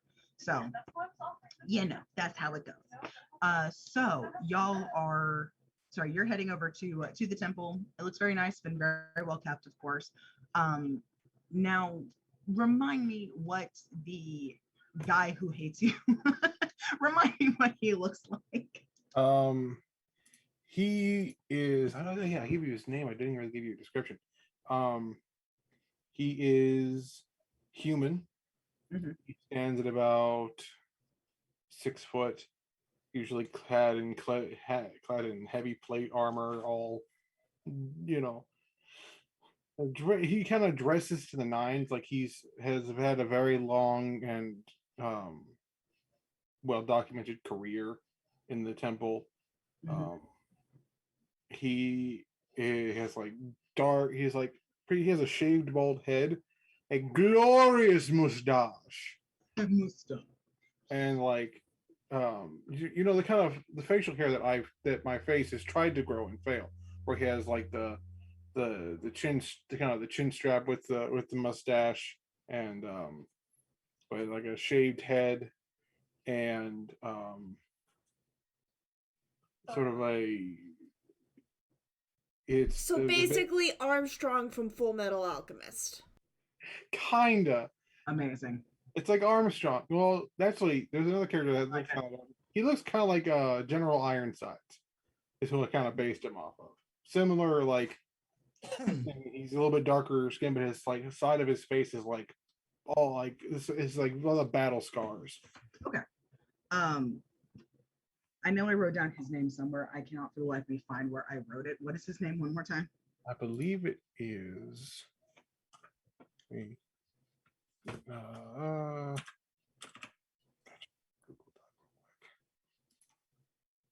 Have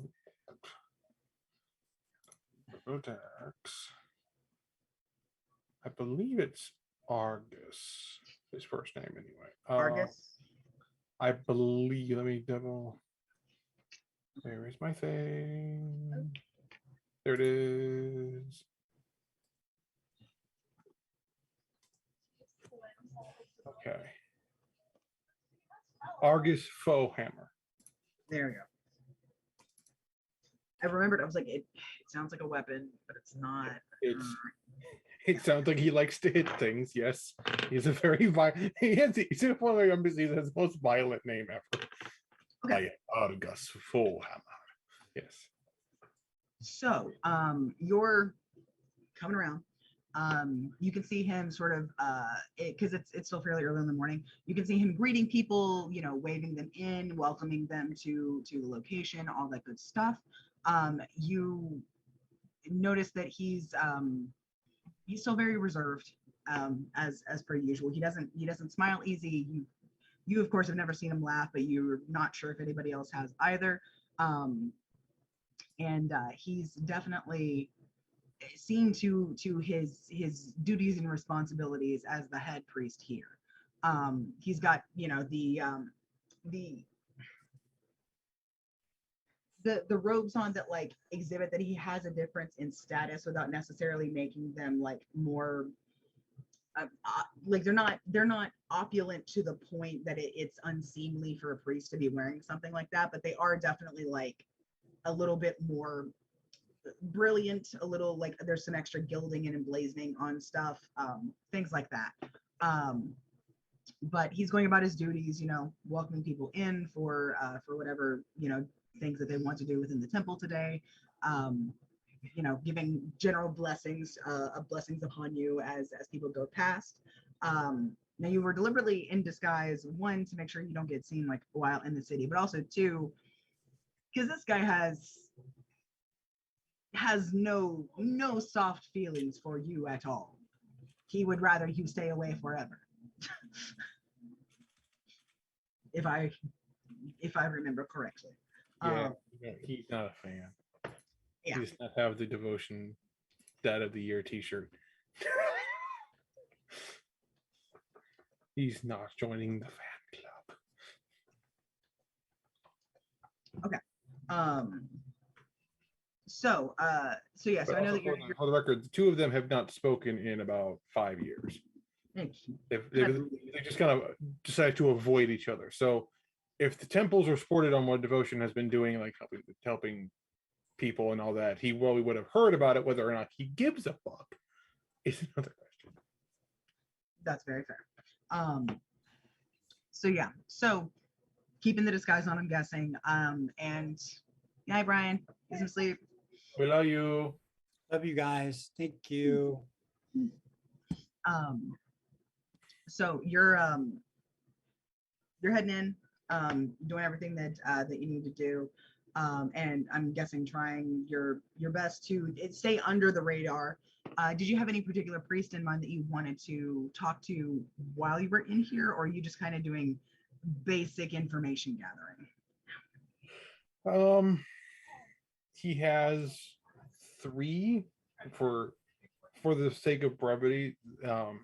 It is Acolyte, Daniel,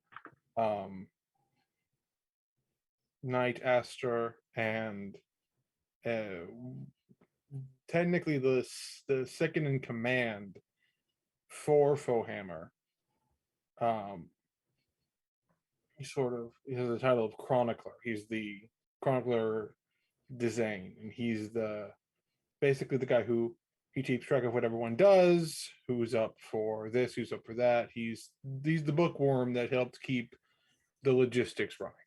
He is the nerd, but he is also one of the few paladins that actually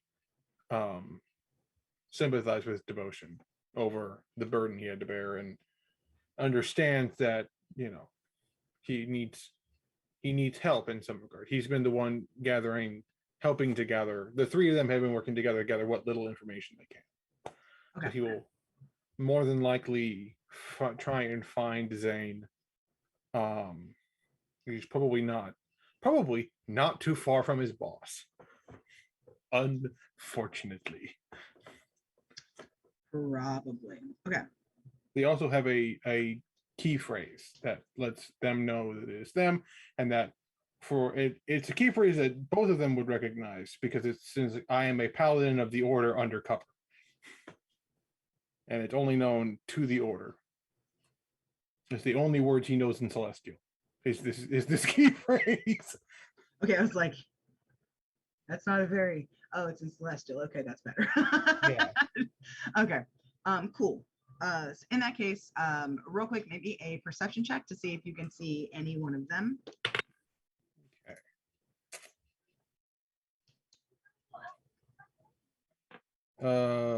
Dirty 20. Okay, cool. So yeah, as you're going around, you do see, as you get a little bit closer, not quite up the temple steps yet, but as you're getting closer, you do see, you said Zane Forehammer? No, Zane is the basically Chronicler Zane. He's the second in command. Is Argus Forehammer is the boss. Gotcha.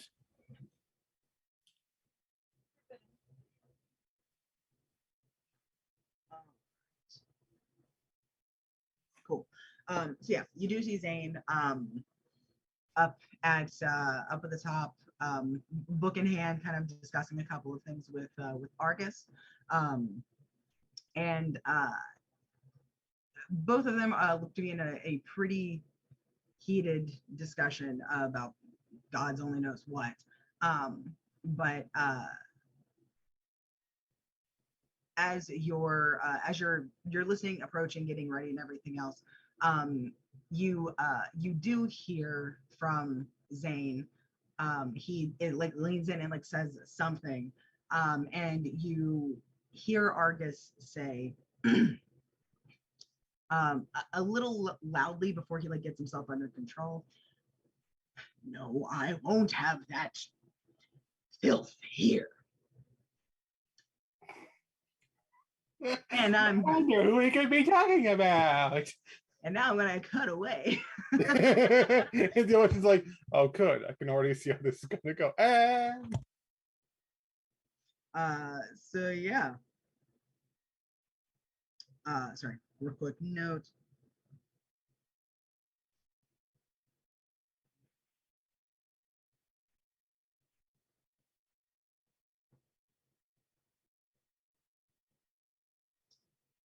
Why can't I spell? Okay, so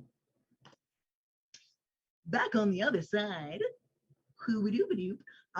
so several blocks back over, outside the Shady Shack, we see Belladonna walking down the street with Alfredo, presumably hands doing this over and over. Yeah. Snap to keep disguises up. So anyway, that's how you make a lasagna. Oh, that's how you make lasagna, huh? Oh yeah, you bet your sure there. You just went from... I'm Midwest Italian, huh? Midwest Yeah. Italian. What exactly is Midwest Italian? Yes. Yeah. It's somewhere between Florence and Seattle. Where exactly are you from again? You know, it doesn't really matter. So, how is the weather over there? Weather's just fine. Sun's shining in the air. You know, because I'm a short. You're not that short. Only like just 1 foot taller than you. You know, I feel like everybody's taller than me, like a skyscraper. Well, that one friend of yours, Alistair, he's like a walking tower, I will say that for sure. I've never seen somebody so tall in my life. My stars. Elsinora too. So, I see you met the Bella Principessa this morning. Yes, I did. She seems a little shy, though. Oh, That was she's definitely not the first impression I got when I first saw her. she's like a, how do I say it? She's like a nice Chianti. She has to mellow on your palate before she really shows her true flavors. Are you trying to say that you've licked her before? Oh, she is a lady. I do declare. You know, you can. And then you're just gonna hear Bella's voice in your head. You know, if you want to just talk this way instead, it'd be probably much easier. You don't have to use that accent out loud when you're just speaking to me through here. Oh no, I need to practice. So, read any good books lately? Bella's thinking in her head, Rayla, you owe me. Incorrect. Have I got myself into? Hey. Why am I here? No, I haven't been able to do much reading lately. At least not pleasure reading, more research reading. I've been trying to figure out what exactly has been causing all these necrotic patches all over the kingdom. Oh yes. How much progress have you made on that? How much progress have I made, DM? Roll me Arcana check. Arcana. Arcana is a +6. Shit. Well, that's a 17 total. All right. I think you've made a little bit of headway. Mostly so far, you've figured out what it isn't, which sounds weird, but like you have kind of worked out that, like, okay, well, it's not a locally cast spell because there's not fuck all in the region. Meh. You've worked out that it's also not a spell that you found any record of in your books, so it's a unique one. It is necrotic. We know that for a fact, at least. And you've also learned that it is. You've also realized about the spreading ability when it like intersects with like certain plant matter, but it doesn't really seem to do that with animal parts. It's just something about like plants are more resilient or more capable of taking on the change, but when they take it on, then it becomes a problem. So yeah, you've worked out pretty much all of that, and that it has to be. I think the only other thing that you've worked out like for sure is that it has to have been. It is something that has to have been cast. It's not like a weird, naturally occurring like magic byproduct, like a magic methane bubble in a swamp. Like it's not that. It's being cast. It has some purpose, but you have no clue who or what. Gotcha. So some progress. Nothing, no big breakthroughs yet, but enough that you have like these certainties about it. Basically, just gonna relay that all to Alfredo. So it's not a spell I've heard of, and it's not something natural, like a sort of like natural blight popping up all over the kingdom. Yeah, so that's what we figured as too. Perhaps we could compare notes. Yeah, perhaps we could do so once we get into the library at the academy. It just so happens that Gary here saw it first hand. Yeah, I think you mentioned that yesterday.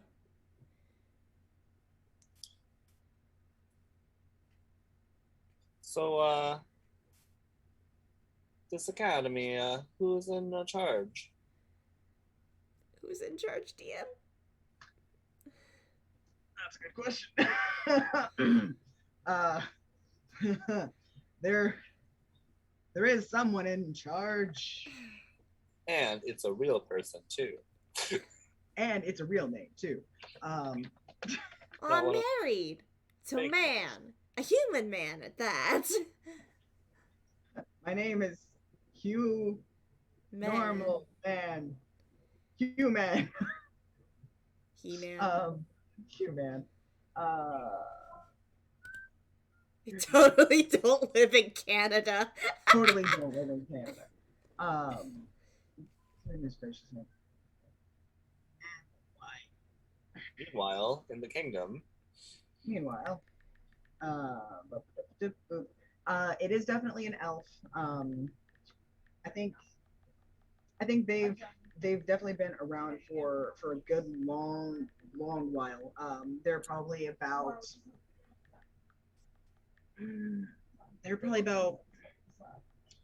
400 at this point. Like, that's sort of, nobody's asked, of course, because that's not polite, but they're about 400. They're about 400. They've been in charge of the academy for roughly the past 100 years. I'd say they were an apprentice here long before then. They've got sort of like a focus on experimental and new forms of magical innovation. They're pretty devoted to their cause. And their name is there we go. I like that. Ashiri. Ashiri. Okay. Yeah. And they also use they them. Gotcha. Because Elf. Because elf, honestly, they have lived so At long. a certain point in your The life, fuck why cares do we about care about gender? Exactly. Like, literally, it's like, why would I give a flying fuck about gender? I don't do anything having to do with it. I'm here to study. So, yeah. They're also I guess like a moon tinted elf, let's say. So they have like much cooler tones, silvery hair, like very pale eyes, and sort of that like bluish undertone to all of their coloration. So yeah, the fact that they're also a raging night owl who barely ever trances is not lost among the student population. It's hilarious. An enterprising young halfling decided to make Ashiri owl plushies that are magical and will just hoot at random. what was the? I'm sorry, the last name. They don't have one. It's just Ashiri. So are they the head matron, Like sheriff. or what's their title? I guess it would be like headmaster, maybe headmaster, since they are like the head of the academy overall. Can we just call him the head matron? Chancellor. Yep. Chancellor is gender neutral. There we go, Chancellor, like it. Well, Chancellor Ashiri has been in charge of the school for the last century at least. Pause. I commend you at your flawless role-playing into character after the 5-minute discussion about the name. And sorry I keep asking I am you. trying so hard to retain this information, you guys. It's about to slip my mind if you don't let me say it. Oh, no, it's good. I wrote it down, too, just to remind us. Now I've forgotten at least half of what was said to me. Yeah, Chancellor Ashiri, head person of the academy. You don't have to say. They sound like a nicer person. They have a little bit of a fan club from what I've heard. Somebody sells plushies at the campus gift shop. You know, the little person inside of me wants to buy one, but I'll have to pass. Yeah, well, they would be the person in charge. Probably the one individual that has the most knowledge in that entire school, but I haven't had a chance to talk with them face to face yet. They're quite a busy individual. I was gonna say, could we get an audience, do you think? Oh, we could try our best to petition for an interview. Well, perhaps I can, persuade them. Persuade them how exactly? Well, we have a trinket that we don't really share with most people, but, and, Alfredo will pull out the queen's token. Just, like, for, like, a fraction of a second. Like, not like, oh, hey, look at this. Do I even understand what this token is? Roll me history again.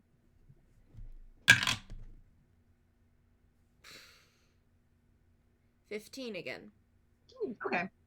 You are aware of it. You're aware that you're aware of it again in the thing of like you've seen or heard like something about it in like books before. You haven't ever seen one. You didn't know they were still a thing. Mm-hmm. And on a further note, now that since I know what it is, have I heard about this traveling group that our party is? Since they've gained notoriety. Ooh. Does it then click with me who I'm working with? That's a good question. That's a very good question, and I think yes. Deserving inspiration. Because especially here in Diamond, because there's a lot more magical means, when it comes to gossip that comes out of Amethyst Halls, aside from like the tiny surrounding cities like the Gems Garden and like a little bit Jade, a lot of the stuff that happens in Amethyst Halls very quickly hits Diamond before any other city. So yes, you have heard of the rather unorthodox party of Sentinels that have been newly minted by the Queen that are causing, not necessarily like directly causing a ruckus or anything of that sort, but are making waves wherever they go because they just keep finding horrible shit to fix. Wait a second. Hold on. I'm sorry. What is the colloquial retelling of how Moonstone completely does not have the barrier anymore? I would very much like to know how the common folk. I will think on that and get back. Okay. So yes, so I think it's like Motherfuckers that's a rolled Sentinel up. coin. Oh, that's a Sentinel. Wait. Oh, so you guys are the Queen's Sentinels. That's the meatball on the pasta. You appear to be one member short, though. Well, I think they were taken for a little side quest. Mamma mia. That's a shame. Not me totally plugging my own character. Let me have this moment. You can have But also- multiple moments. Yeah, but to be fair, I'm not sure how much Zinc actually knows. I can't remember how much Darren said, like, besides, I think just, she's fine. Darren said everything is fine. We go business as usual. That's all he That's said. literally, that's all you know.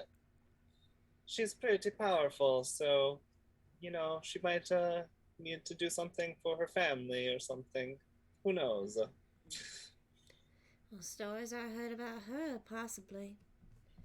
We're not here to share stories. We're here to get an audience with the Chancellor. I'm pretty sure with that little pen there of yours, you'll probably get into any part of the campus that you want. Yes, but we must be discreet. However, I'm happy to share stories with you when we get back into the hotel. I would love to hear stories.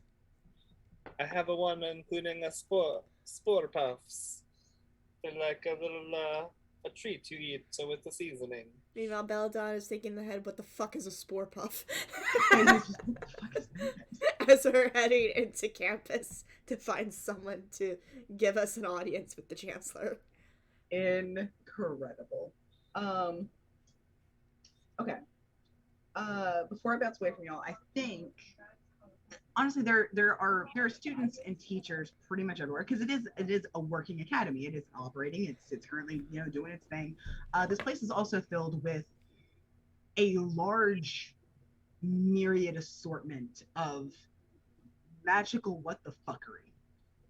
I don't have anything better to say. Like, there are literally, so the way that I've perceived this place is that it is a part of Diamond in the terms of its core architecture. It does follow the things, like, you know, it has the differently colored diamonds sprinkled in amongst the architecture, making things look good, highlighting certain parts and making really cool like refractive bits when it's used for any kind of like stuff that catches the sun.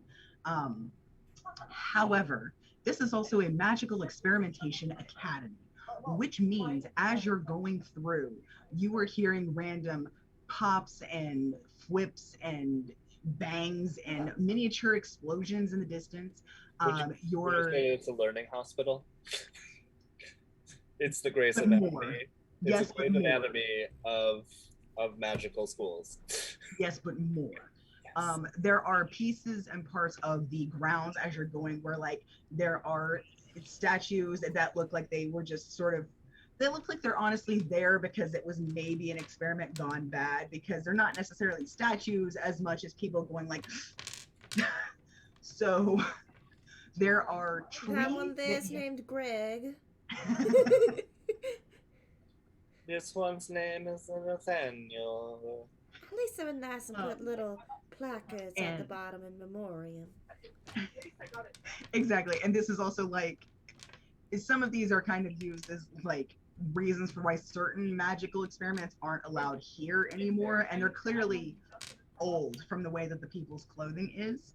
But it feels disrespectful to like move or break them down, so they're just kind of, they're memorials of mistakes and not, to not repeat them, please.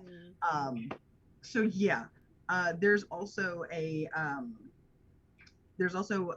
as you're going through, you legitimately just see huge multicolored bubbles just kind of idly floating by, and every once in a while a bird will sort of fly in there one, and it'll kind of just like, it's in the bubble now, and it just continues going along, and it just kind of eventually will sit on the bubble. After about 10 minutes or so, as y'all are continuing to walk, they do pop, and then the bird just continues flight, but it's doing its thing. And you're also seeing a lot of really weird like animals that are kind of darting around things, a little bit Avatar-esque, where it's like a turtle duck and an armadillo turtle. Lots of turtle experimentation, honestly. I feel like they're slow, they live a long time, you can kind of get a good feel for like what the fuck's gonna happen. Either way, it's definitely a magical academy. Lots of shit going on, and lots and lots and lots of students here who look like they are all jacked up on Mountain Dew. These kids are surviving off of like the equivalent of caffeine pills, Red Bull, and a prayer. It's Hell Week. I don't know. But yeah. So eventually, you guys do find an actual teacher, who, you know, looks to have some of their wits about them, and is in the middle of teaching an outdoor class. So if you'd like, it looks like they're just a human. Looks like she's maybe in between classes right now. She's just reading a book, and kind of waving her wand a little bit and like double checking like her notes to this and making small corrections. And you can hear her sort of saying like, okay, so I need to make sure to tell them to do it this way and not the other way, because if you swish and flick as opposed to swish and jab, you're going to have a bad time. Trying so hard not to say it. Trying so hard not to say it. Leviosa, not Leviosa. So, Just said the same thing while muted. Yes. Yep. So, so you guys do see her, and she seems to be doing pretty well. If you would like to talk to a teacher. Excuse me, ma'am. Yes. We You're were not just. in I don't go to school here. I graduated from my hometown. We were wondering if it was possible to gain an audience with the Chancellor of this campus. Chancellor Ashiri, I believe. That might be. That might be a big ask. There. And she kind of just I'm gonna be waves. frank. It is a matter of importance to the kingdom. My companion here, if you don't mind showing her your badge of authenticity. She motions to Alfredo. Alfredo's gonna look at Belladonna and look at this teacher. Be like, I don't know. Do you think that we should show this person? Well, you was really wanting to meet the Chancellor, weren't you? Yes, but this is a big potatoes, if you know what I mean. Bella is thinking in her head, are you fucking kidding me right now? Are you trying to make this person like? Are you reverse psychology-ing this person? That is not Bella's attempt right now. Oh, it's Zink's attempt. I get that. I'm just. Nope, not trying to do that. Okay. You know what? Roll me persuasion. Let's see how this goes. Let's see how this works.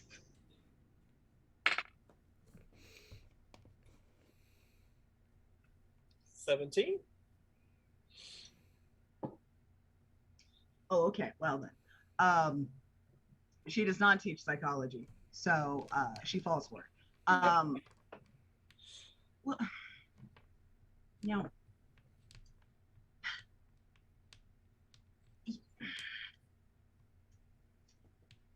it's not even my office hours. Okay, well, I will. How about this? I will take you over to the tower entrance to the Grand Chancellor's chambers, whatever you want to call them, and then you can show them whatever is going on, since apparently I'm just not a good enough teacher, and she just is. She's not even mad at you guys. That is not even our intention. That is not what we said, darling. I apologize for my companion's brash behavior. You just look like, an educator, so you have more important things than a stranger. Shaping the minds of the future. Zink frantically backpedaling.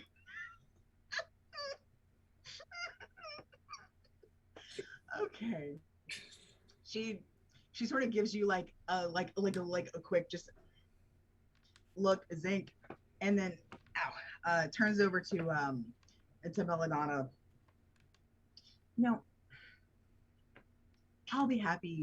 I will be happy to take you over to the Chancellor's entry room people. I don't have any say over who they get to talk to, but their assistants do. So let me show you the way over to there. It's deliberately a little hard to find, especially because some of the magical botany students have been trying to make a maze, and it's a whole thing. So come with me. Thank you kindly, dear. Can you have to initiate telepathy, right? Yes, I initiate the telepathy. Okay.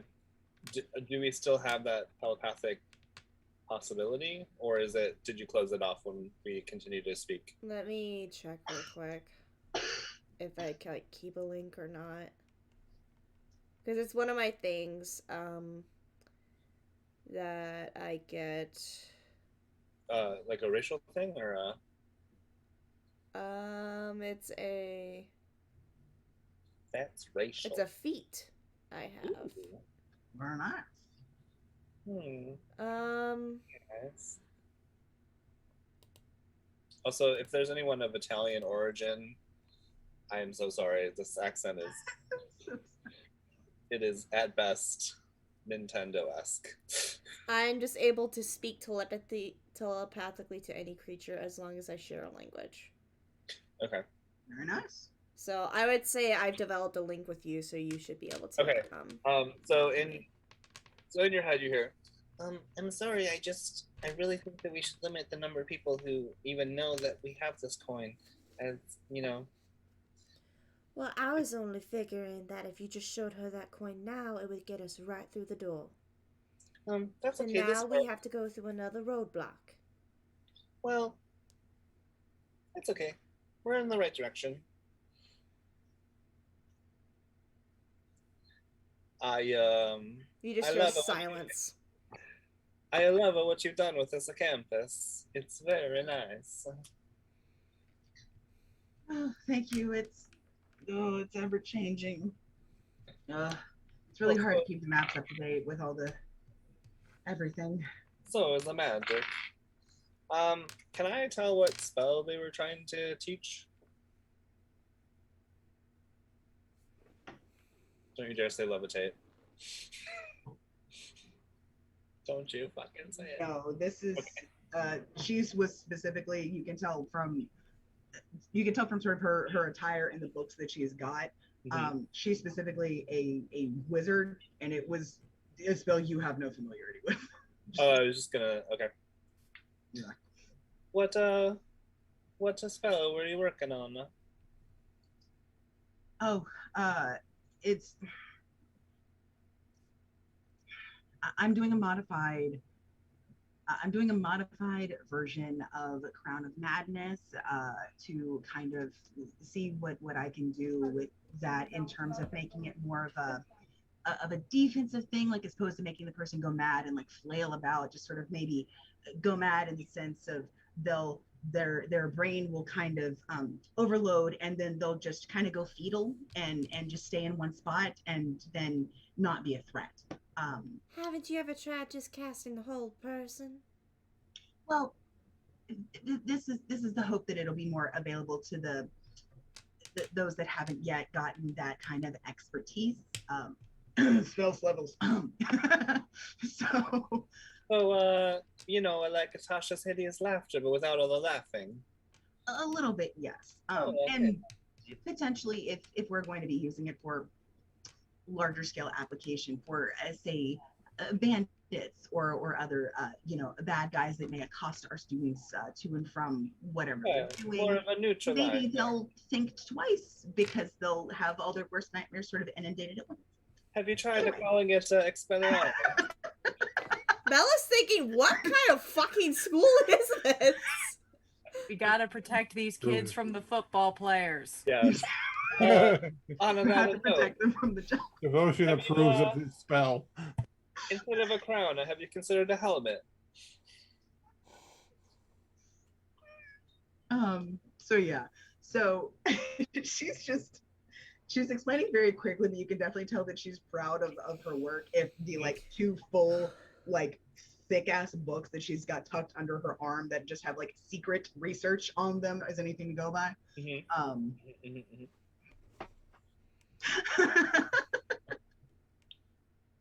So yeah. Either way, so you guys I think make it over to the chancellor, or the tower, chancellor's chambers, and I think y'all like going inside is where I'm then gonna kind of wait to somebody else. I just wanted to before we disembark, Alfredo is going to pass a +1 dagger to the professor and be like, and just in case the spell doesn't quite take. Do I see him do this? Perception. Or what's your passive, honestly? My let's not talk about my passives, please. All right, fine then. Just roll normal perception. I'm smart. I'm not wise. Same. 8. Zink, are you making any? I go from one useless character to another. No, it's basically like, I have this dagger. Here, you can have it. Okay, fair. I mean, honestly, I would have called it like a 5 for anybody else to have noticed. I think even the fucking like people at the lobby, like at the entryways, are like, what the fuck? I think you see it because this lady just sits there with it like.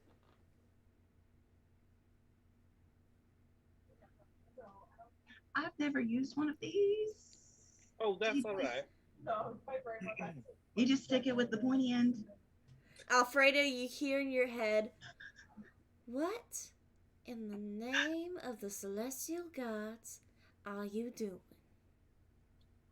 Well, this one has been blessed by the thunder. You hear that in your head, so why the fuck are you speaking back No. to me in that? I'm responding to you out loud and also explaining it to the. Yeah. It's kind of like a two birds one explanation thing. If you try to poke somebody, it helps guide your hand a little bit. Just like garlic on the bread. Boom.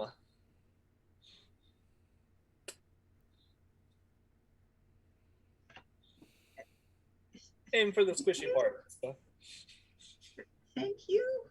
She like kind of very gingerly like just tucks it into her robes, like make sure that the sheath is on very tightly and just kind of tucks it into her robes. Just sort of like, I don't know what to do with this. If they're getting attacked, you never know. Sorry. If you keep In your arming head. the nerds, they're going to form a Ren fair. Yeah. Oh no. How In your dare head, what would a Belladonna. winter be anyway? Yeah, everyone dresses in jeans and t-shirts. Hello. Amazing. We Just are a row of office buildings. So y'all are entering the chambers and I'm gonna cut away to Drax and Isla, but first, because apparently my body hates me tonight, I have to go to the bathroom again. That's okay. I'll be right back. I'm sorry.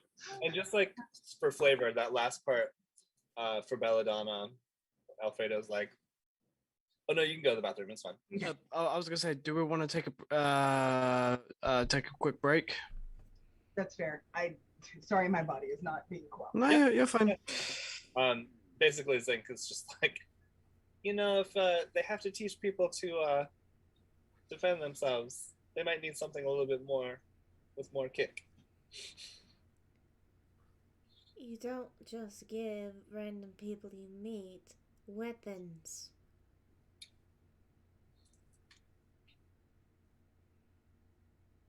That's the one. Okay. You talk about wanting to be discreet, yet you're just giving weapons away for free. I do not understand this. You might have hurt their feelings a little bit. That's called arms dealing. I don't know. It's only I if you think what spend you money. did on a college campus is technically illegal. It's a semi-automatic dagger.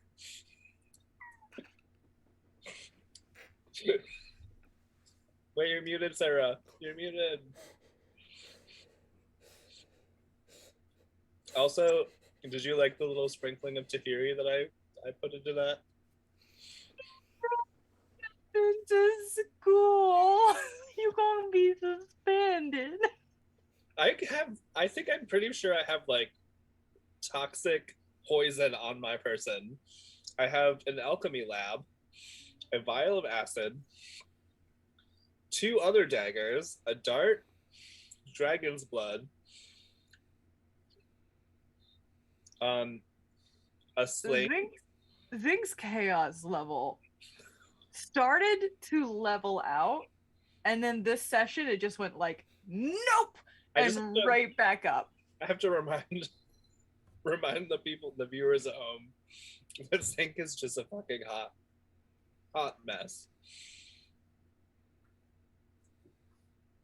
Yep.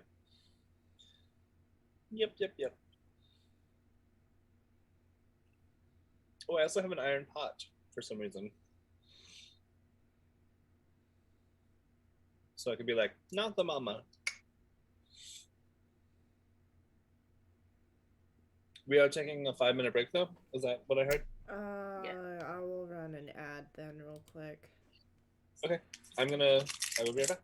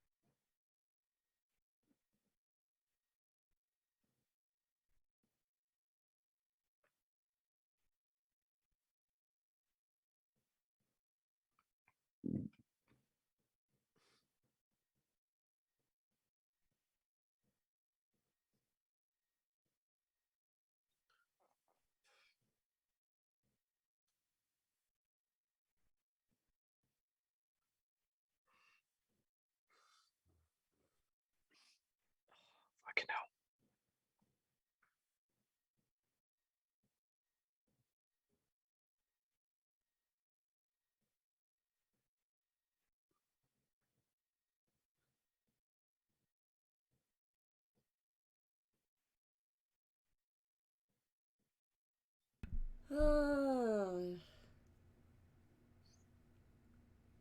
I am trying so hard to stay awake right now. Oh. Once again, we did start an hour late. Yeah. Despite me getting off work early, we still started an hour late.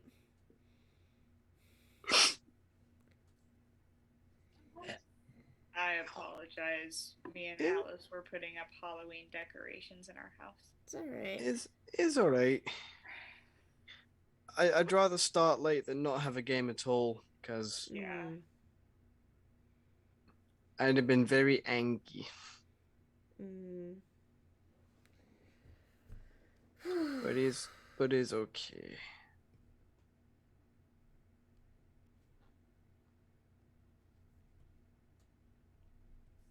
Oh.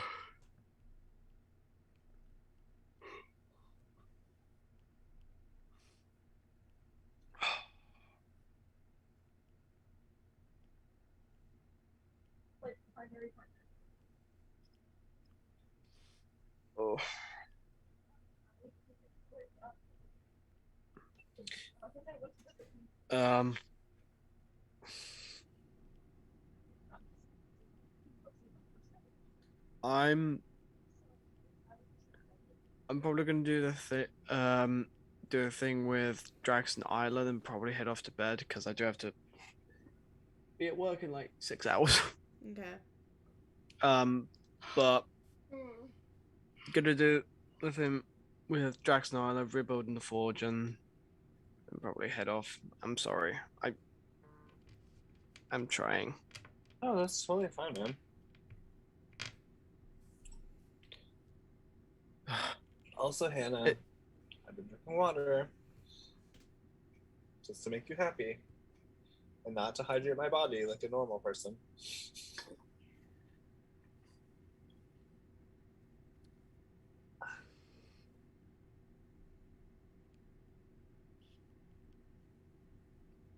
Can I get back to the fucked up sleep? Can I get back to my fucked up sleeping pattern, please? No, because that fucked up sleeping pattern took a toll on your mental health.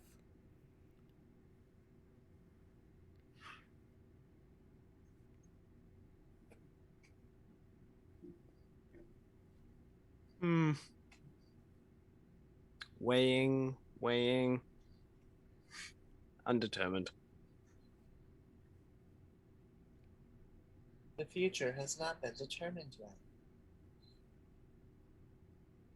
X, anybody?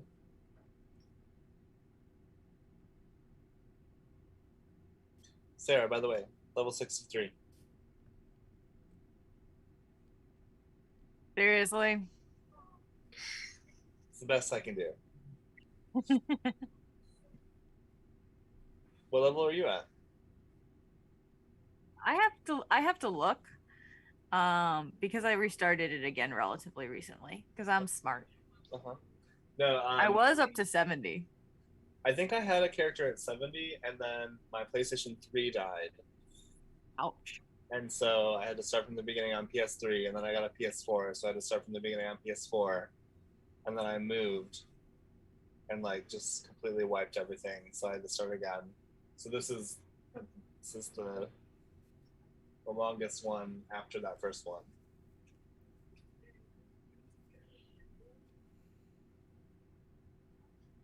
Talking Skyrim. I had a feeling. I noticed the very, very familiar loading screen. I don't know what you're talking about. Was that a dragon wall? I don't know.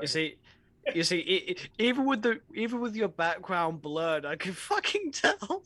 I have no idea, sir, what you are talking about. Lie to me again. I fucking dare you. I'm playing Mario. Liar. Yeah.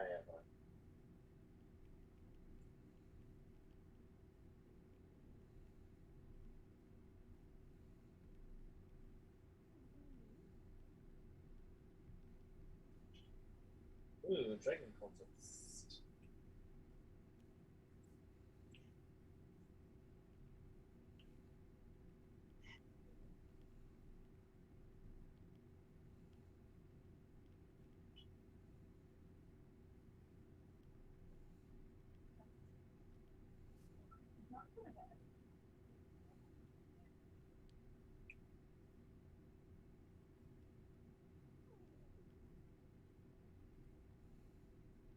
We still waiting on ice?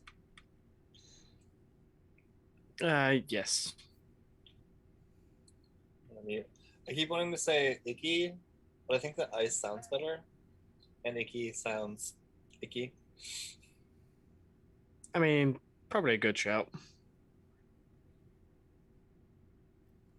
Ice are us.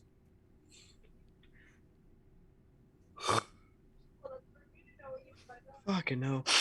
Ugh.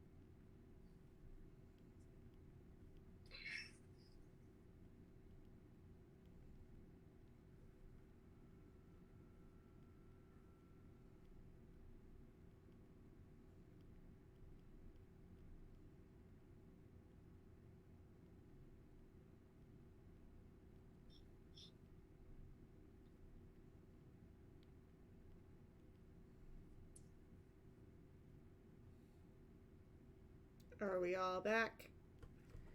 There. Alright. Icarus, just to let you know, at least. I'm gonna do the thing with Draxon Island, then I'm probably gonna have to dip because I have to open for the rest the bar God, I'm so tomorrow. sorry.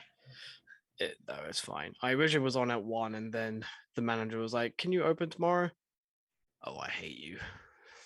Fine. You son of a bitch. Yes. Okay.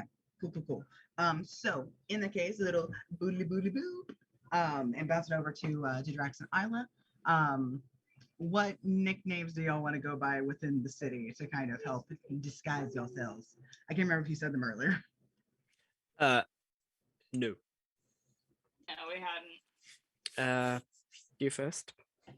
Isla will go as Poppy. Oh, yes.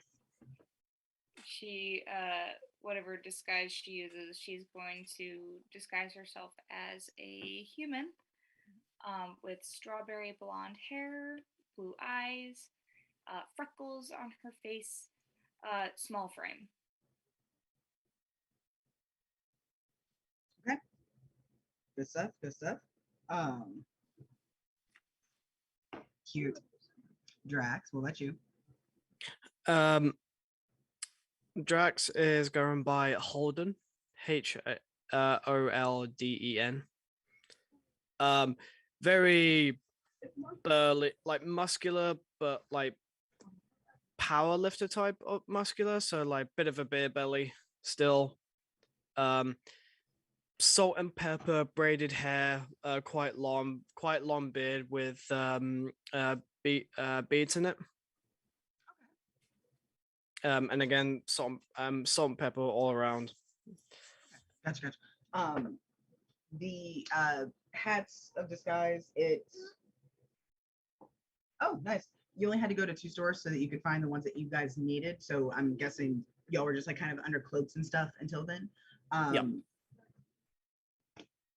I can't remember what price I gave for the other ones. I think they were 200. Yeah, I think it was like 200 gold. Yeah, they were 200 each. Okay. So I shall mark that off.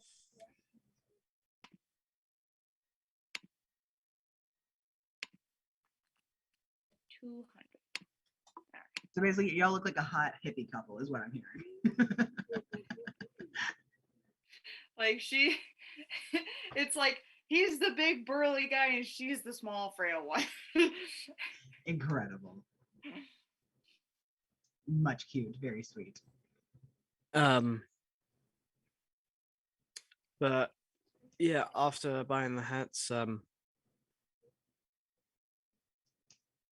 Okay. By the way, Icarus, for your imagination pleasure, Drax is gonna buy a hat of disguise that actually just looks like a leather bandana. Fuck yeah! All right, I'm into it. I vibe.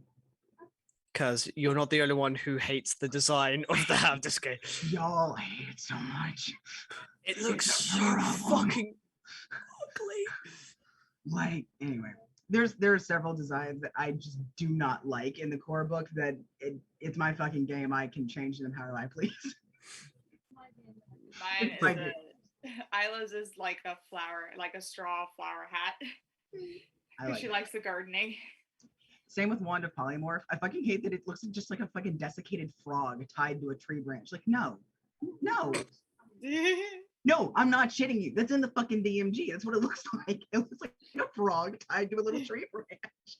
It's so bad. I don't know. In my world, the Wand of Polymorph, it's a really like plain looking wand, except it's got a whole bunch of inscriptions and stuff in the bottom that look like a bunch of dancing animals. Wizard of the Coast? What the fuck? I don't know. I don't like it. Anyway, so onward. Also a good movie. So sorry, brain is going about a million other places. You guys are heading over to, you said the abandoned forge, right? Like after you get the hats of disguise and y'all are like secure. Okay, cool, good shit. So y'all are heading over there. It was only about a block over. You had to kind of go a block toward like the nicer part of, like a block away from the inn toward the nicer places, so you could find like the good magic shops that would have the hats. So now you're passing back by it to get the Is that awkward moment of, oh, and it's back, oh, by the way, we fucking came. Exactly. Because unfortunately, when you like looked over toward that block, all you saw was more like kind of like think of like there's like pawn shops and run down, like the equivalent of like run down like flying broom dealerships, not car dealerships, and a gentleman's club. And the word gentleman's is in quotes. I'm not shitting you. It's just called Gentleman's Club, but gentleman is in quotes. I'm standing by this. This is an establishment in this town now. Holden is walking with our arms intertwined and just kind of going, well, this is a nice neighborhood, I guess. Hold on, I gotta think about what accent I want to use.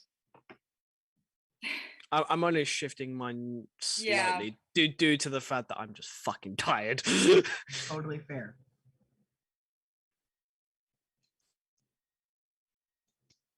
Would you like to go British too? I could go British. But Do like it. the only other one that I know is like a good Southern accent, but Belladonna already has a Southern accent, so I don't want to do that. Go British. Go British. I'll go British. Fine, I'll go British. Or I could butcher an Irish accent. Look, Irish is hard. Listen, I butchered a Scottish accent at the very start of this campaign. Go It was for so it. good though. It was so cute. It was absolute shite. It was so cute. Actually, no. Honestly, it wasn't bad. Honestly, it wasn't. I've had You know what? I'll try an Irish accent, and if it doesn't work out, I'll just go with British. All right. So, what does Drax say? Holden say again? Holden's kind of going. Just, well, this is a nice neighborhood to settle down, I suppose. You know, I think I'll try it. You know, I think it would be quite actually lovely. I could grow my own garden, and it would be quite a pleasure. Also, Stella. Yeah. Okay. No, good. Good potato soup. Good potato. I love There's a proven. I know. Trust. I know. I'm also just being a little bit of a dick. I apologize. I suppose a garden would not go amiss in this lovely part of town. Is the forge coming into view? Yeah. Well, make me a perception check real quick, the both of you. Okay. Let's see. What's my perception? 21. Perception. Very nice.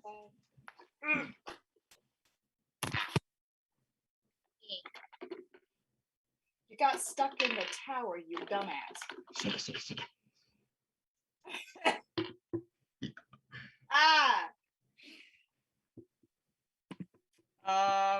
Is Isla back to being blind? Apparently, because that's a 6 total. I rolled a 1. Oh well.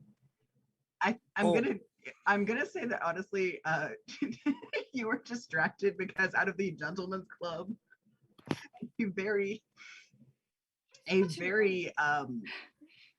an unusually disheveled and like grungy elf just kind of stumbled out, and he looks like he is absolutely schmammered. He like takes a few steps. You're watching this as Holden is looking for the forge. He just kind of walks a few steps out, downs the rest of some brown bottle, and then just kind of like belches really loudly, and then just kind of slumps against a thing and just keeps breathing. This exact scene. I got a dream. I got a dream. Oh, somebody get me a glass. Because I just found me a tall drink of water.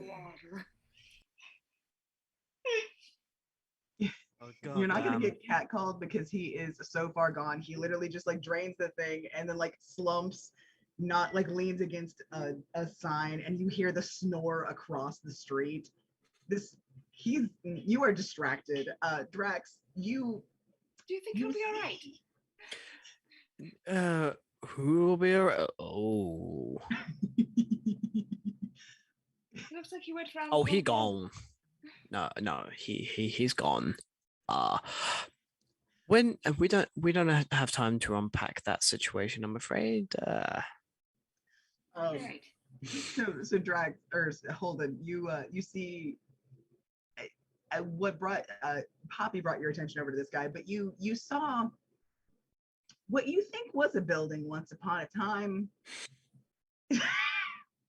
it is currently some warped wood kind of held together in a ramshackle shed kind of look, but the sun is glinting off of the dented and dusty remains of a fairly decent anvil that apparently was built into the fucking foundation, because that bitch ain't going anywhere. It is not moving, as well as the forge, which Good. better days. And it's usually quite hard to run down a forge, so they did a fucking number on this one, apparently. It looks like part of the roof may have like collapsed over there from God knows what. But it's still intact. It would still probably work. It might get kind of smoky, but it technically works. Okay. The best kind of works, technically. Okay. Right. Book. Do you like the name on the work laptop?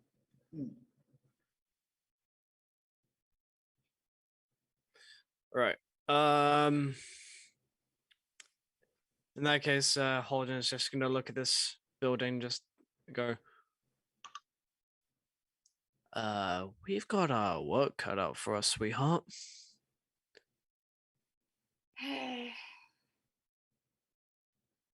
That's going to be a lot of work. It will be. All right. Like he fully does the whole. How do we get started? All right. Amazing. I'll get the branches. Yeah. And I'll see about securing the foundation beams, because I don't want to start moving shit and then suddenly get crushed. Yeah. No more couple. Ready? All right. So in that case, let me get a couple of rolls from you guys. I think Drax, from you, it's going to be probably a strength check just to make sure that you get everything sort of positioned and stabilized the way that it needs to, which is going to include like some brute force. Isla, if you want to assist and can tell me how, you can, and that will give him advantage on it. Yes. Isla is definitely like clearing up the space using like her druid craft to get all of the like shrubbery and the branches and fallen leaves and stuff out of the area so that I can kind of start fresh with new foundation. Okay, good stuff. Okay, so help him clean out the space so that he actually has some room to work. So Drax, roll for me. So just a straight strength check. Yeah. Oh, thank God for the advantage, because that was a natural 3. Ooh. Come on, baby, don't fail me now. Oh, you sweet, beautiful bastard. That is 24. I rolled a natural 19. Nice, much better. Okay. So you're able to kind of brute force a few of these things. Move some of the collapsed slats around a little bit, sort of brace them up. Take some like a couple. There's a bunch of random little bits and bobs in here, including like some old like hammers and nails. So you don't necessarily have to go buy that stuff right now. So you're able to kind of brace, support, and otherwise make this look at least somewhat not sturdy, but at least like it's not going to blow over in a stiff breeze. It has some support. But also being the son of a blacksmith, I always have tools on me. Okay. So man comes prepared. Like a Boy Scout. Okay.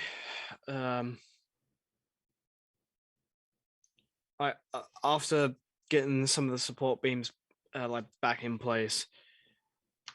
And Drax is gonna look at the forge. How fucked is it, basically? Make an investigation check with advantage because you know what you're looking for. First roll, not bad. Thank fuck for that. It was a 15, then a natural 1. Oh, okay, well.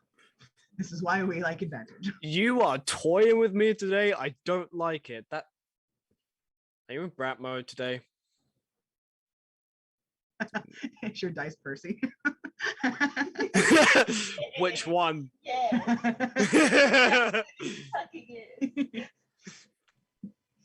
Percy, could you stop touching my dice, please? No. God damn it. It's funny. Maybe switch out. All right, so investigation 18 total. Okay, good shit. So the forge is surprisingly fairly intact inside. As I mentioned, the outer part does have some basic damage. Like I said, it's not gonna. I know shit all about forges. It's not going to vent as neatly as it should, and there might be a little bit of heating inconsistency on that side. So anything too big might give you some trouble. But it's overall intact enough that you should be able to do swords and shorter, longer things. Nothing really tall, so you're not going to be making like any urns or anything. So any bulky pieces will, like, they might end up warped. Okay. But you can do weapons and stuff that will generally easily lie flat when you're needing to reheat. Ooh. Because engineer brain is engineering. Is there any like rubble on the floor from when we got shit out? Yeah, near like like any place that honestly that's like nearish the center that doesn't have like the bracing of a wall near it is a little wobbly. So what I'm gonna do is I'm gonna break down bits of rubble and mix it into a slurry to cover the superficial cracks. Okay. Basically, I'm making cement. Fuck yeah, all right. Where the fuck are you getting the water? I have a druid with me. Fucking druid. It's a walking watering can. You know what? Fair. Question is, does she have create water prepared as a spell? Let me check that. No, I don't think so. Also, I think I spaced out for a minute. We're in suddenly need of water, and Drax is involved. Did you set fire? There is a. Oh, yep. There is some well water nearby. It's a little musty. I wouldn't suggest actually drinking it, but it is. Luckily, there. It doesn't need to be clean to make a decent slurry. Fair enough. Not meaning to sound like metagaming too, but I think druids can change their spells daily, so we could say for like roleplay purposes, she has the spell ready. That's true. So you're trying to like create water in someone's lungs. You're not trying to pull some nonsense here. We don't have time to discuss that. Yeah. Nope.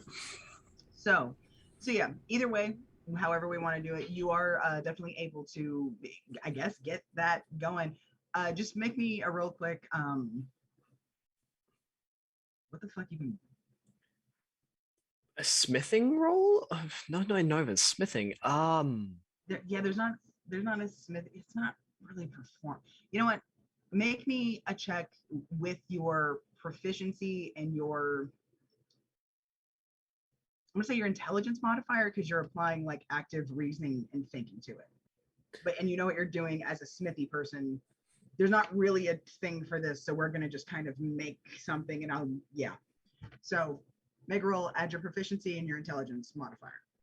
Thank God for my proficiency bonus. That's a 12 on the die, plus 8, dirty 20. Shit. All right. Good stuff. Yeah, it works really well. You got to let it dry. So this is about all that you're going to be able to do with it for the day. The anvil, as far as you can tell, from you're going through, it's stable. It's not wobbly. It's pretty level. It's just, it's old now at this point. It's been through some shit. So I have no idea if it matters that there's like some rust on the sides. With anvils, it's not much. It may just be like, it may add texturing to your work, but again, if it's not like heavily corroded rust, like if it's very superficial surface rust, then honestly, Drax can literally can hammer that anvil until literally the rust goes. That's so cool. Okay, cool. So yeah, I think you guys have done about like all you can read. I did research smithing for this character. That's incredible. Look, when I was making this dude, I fixated. Okay. Adorable. Okay.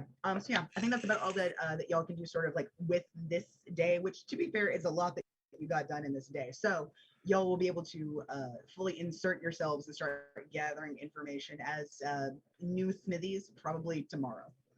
Yeah. Last little role play bit, if I may. Drax is gonna like stand outside the forge, just looking at the progress so far, really proud, and looking to Poppy. I'd say this is not a bad day's first of work. You know, it's not bad. However, ow my back. Yeah. Sorry, love. It's no worries. Head back to the inn, and actually, I'm not so sure I want to take a shower in the inn. Just get some rest. Let's just get to bed. And he kind of gives Poppy a quick kiss on the cheek. Squee. Squee. Yeah, I don't have anything else in mind. Good shit. Y'all are able to go back, relax, have a nice dinner, and a clean bath through whatever means I'm able. So hopping again. Hey, Glenn. Darren. Sorry, Glenn sounds so weird to say, but anyway. Hey, Darren. My brain didn't even register that I was Glenn, even though I'm the one who picked the fucking name. We've all kind of done that. You gotta be more on top of it. There's just something weird about Glenn. I've got a dip, guys. So like, go to bed. Love you. Open, sleep, get rest. Bye. So, Darren, let's go ahead and do your rolls to see what additional information you got for the evening shift, and how that goes. Oh, okay. Shit. Lol. See how I said the rolls are with advantage, right? My first roll for them was a nat 20. What? And then just for funsies, I just rolled to see like what the other one would have been because nothing could beat that. Got a nat 1. The nat 20, of course, is what counts, but I just thought that was a very funny juxtaposition. I'm gonna say that honestly, out of all of them, I think Xander had the really shit-tastic day, but Rayla ended up having a good one. So, what's yours? Is it still insight? Yeah, still insight, and if you can think of anything that would have given you advantage and let me know what it is, I can judge and most likely be able to get you a little extra. Later in the day, and I plied them with extra alcohol. Fair. Just a little tiny bit, just a little extra on the top. Another 17. Okay, fair enough.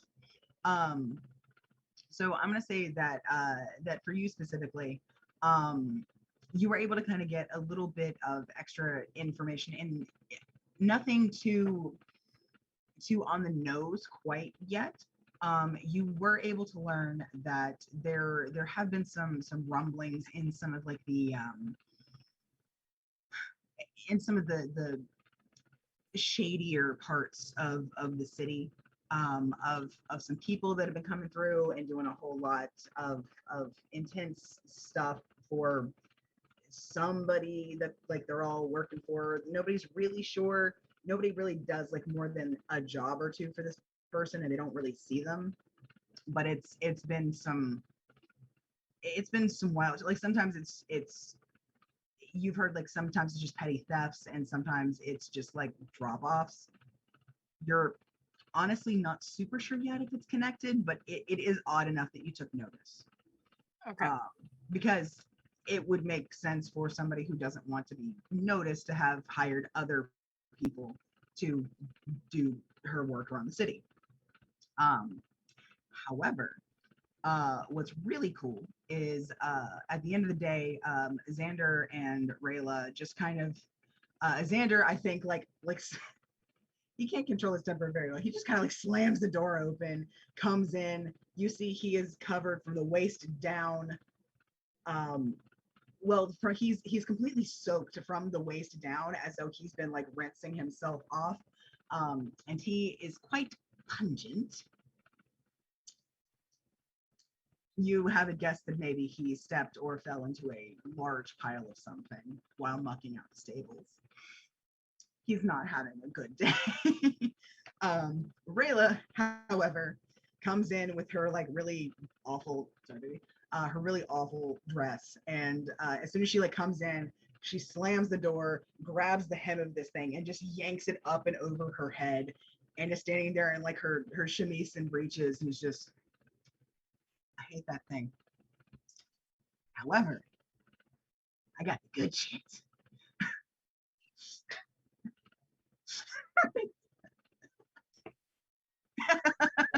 We love Rayla. We must protect. Shirt. That's First. my girlfriend. Shirt first. And shirt. we must protect. I feel like both Xander and I are doing the same thing, which is shirt first, shirt. I mean, she's not Please. naked. She's She's just in her underwear. Yeah. But she's like, you two always on patrol. Sure, she you can't even you. Yeah. She'd be I like, mean, it's you the two try brother." wearing a corset. But she grabs like a bit, essentially just like an oversized tunic that she keeps around for specifically like shit like this, shoves it on over her head. There you go. So I got lots of tea while I had to serve tea all day. So basically, what I have heard is that there is someone in the town that makes a lot of the those pillars of the community, the people that like I'm working for, they're trying to be those people. It turns out a lot of them actually have a bunch of like seedy stuff going on under the underside, that which is why they have so much money that they can try to elevate themselves lately, as they do. Yeah, it's Corruption. not surprising. Yeah. However, the people that I guess that they used to deal with have been replaced over the course of the past 2 months or so, with somebody who's a lot more ruthless. I don't have anything for sure in terms of like a name or a description, because this person works through proxies, works through people who do like dead drops and stuff like that, because they always have to deal with someone different. But I did hear one of them say that they had heard from somebody who was doing one of the dead drops that they should be lucky. She was very angry about how this had been phrased. She was told, or her husband was told, because her husband was told that he was lucky that he didn't have to deal with their new silent partner directly because their silent partner has a thing for has a thing for devouring little rich boys and picking her teeth clean, which is why she clicks like a spider. Interesting. Just saying. Like, I know, sure, it, especially with like the spider thing, it could be like maybe it's a drow that has come up from the bottom. I don't know, but with the clicking thing, it's Rumor in the spread time frame. interestingly, and it's probably more likely our own target. Yes. Yeah. So she's setting up like a revenue stream here, is what I can tell, because she's become a silent partner, extortionist, you know, same thing, for all of these like noble wannabes, and apparently it's working. So yeah. Well then, guess we're on the right track. Yeah. You just gotta, I guess, maybe find some of the people that are doing these dead drops or like are working for her and see if we can get on board with that or follow them. We She figure just, out like, what the dead drops are. points at you. Maybe somebody who's a little too drunk to actually do his job. Somebody that we are going to make a little too drunk to do his job, and then you're going to step in as the savior bartender. That's one plan. Oh, I'm very good at getting people drunk when I need to. It does not sound good out of context. No, it did not. The twins both look at each other. Don't think I've forgotten that time you gave Devotion an entire large flagon of fucking vodka that he didn't drink. He's just like, this is vodka. The twins just like look You're at each a other terrible and bartender. look back at you. I think he told Darren, you're a terrible bartender. What do you mean? I asked for water. This is vodka. He called Darren a terrible bartender. The twins just kind of look at each other and look back at you. It didn't come out right. No, it didn't. No. So, I can do my job, is what I meant. all right. Well, I mean, we can't really do anything sort of to enact on it tonight, but there's always tomorrow. We've got a few days.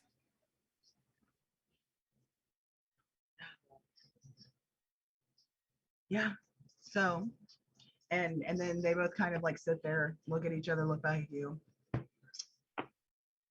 So, how you doing?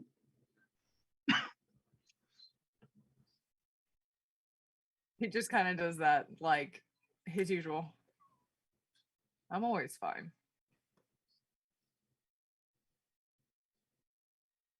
They're just like, look, always fine, really? Does always mean opposite things here in Diamond?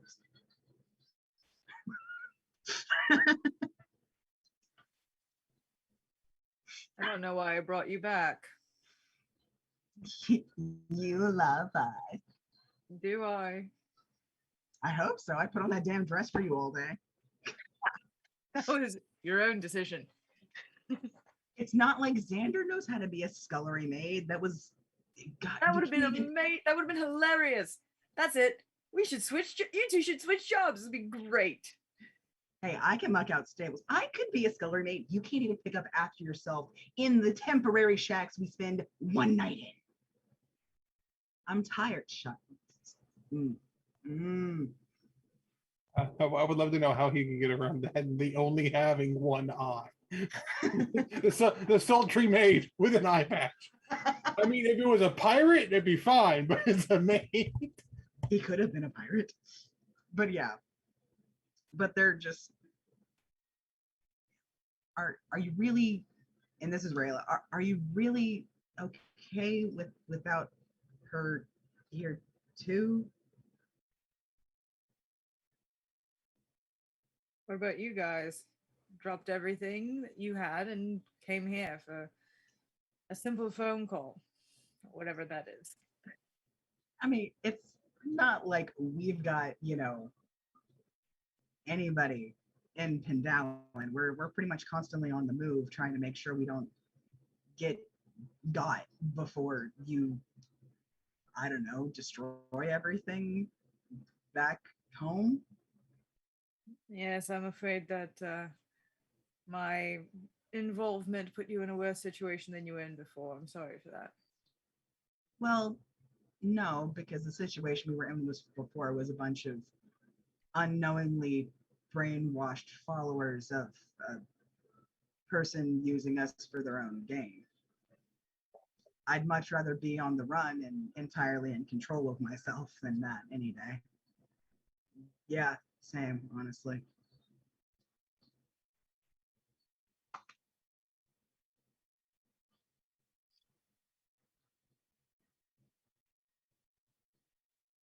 So, none of you signed up for any of this. Appreciate it. I'm sorry for my involvement in the problems. You're still basically family. This is what you do for your actual family, from what I understand. It's what all the bards talk about. But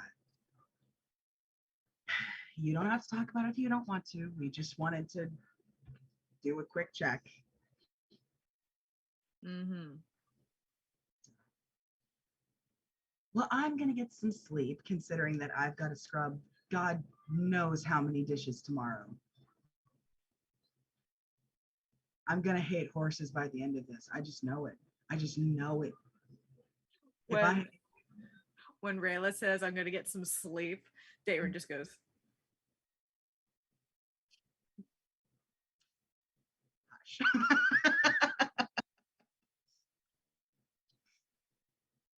sleep eventually.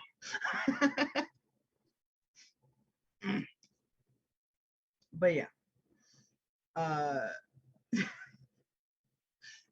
So I'm guessing you guys all go to your attendant beds, or in whatever form you may choose for the night. I'm gonna do one last little hop over for our last little bit back to Devotion, considering that it is his plot that has brought us here. So yeah, Devotion, you've just heard Argus say the thing about he doesn't want that filth here. His voice hasn't changed much since in like the 5 or so years since you've last seen him. Sounds like an asshole. Turns out. Turns out that part didn't change. What a surprise. Yeah. Hearing that is like, yeah, that checks out. He will approach the two. Excuse me, gentlemen. Might you be able to help me with something? And Argus turns to you, and you see him like actively smoothing his face back over so it looks like as bland as possible, because it had been starting to get like that red flush of anger like right high on the cheekbones. He's starting to get that, like a furrowed brow, all that stuff.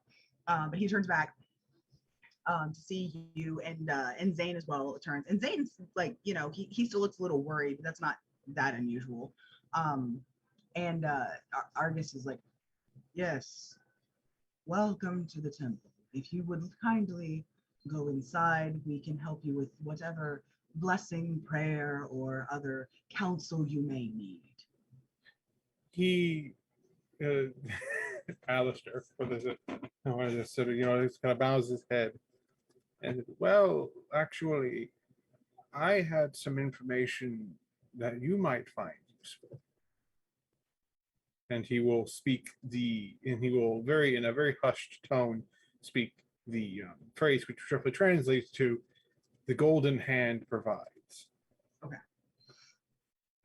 And that's the phrase that means like I'm you're an undercover agent of the temple of this order. okay. Even though Gotcha. they don't do a lot of undercover work, every like religious sort of order, like a paladin order, has like because they go around and beat up mean people. Sometimes mean people target them for for their meanness, so they have to go undercover. It's sort of like I am a paladin in hiding. Yeah. Like I request sanctuary and counsel, that kind of thing. Okay. Gotcha. So you say that, and they have no reason to suspect who you are at this point. They just know that you're undercover. So their demeanor, of course, changes a little bit, and they go, "Oh, of course, we'd be more than happy to give you a hand with that. Please come inside." Making it seem as normal as possible, like you're just asking for extra guidance, kind of thing. Yeah. So they're both like, and Argus is doing, maybe begrudgingly for you to admit it, Argus is doing a fairly good job of making this seem like completely normal. Like he's not giving away anything He's about doing like the who customer you service face like right what now. you've just Like, said. He's just like, yes, our temple here has many accommodations that we can definitely offer to someone in need, such as yourself. We can offer a warm meal, a change of clothes, even a bed to stay in for the evening. If you will just follow me right this way. And he leads you down and over to a thing that you recognize is the priest's, essentially like the priest's quarters, for lack of a better word. But specifically, like as you guys like kind of go through that first door, once you go through that first door and you're behind like another place, they both like their demeanor changes a little bit again, becomes more businesslike, more like involved, and they pass into another door, which is specifically the I guess like receiving chambers for the head priest, for specifically stuff like this. It's not his office. It's separate from his like public office. it's more like really important shit. Do not disturb them. Exactly. So they both do that, and and Argus sort of turns to you and says, "You are safe within these walls. What assistance do you need for your for the journey you are on?" He sort of like he hesitates for a minute because he knows this is not going to go well. This is not going to go very smoothly, and he looks over at him and says, I apologize for any deception, but for multiple reasons I could not simply enter the temple as myself. Understand? I can explain the situation in full. I would just ask Master August that you keep an open mind.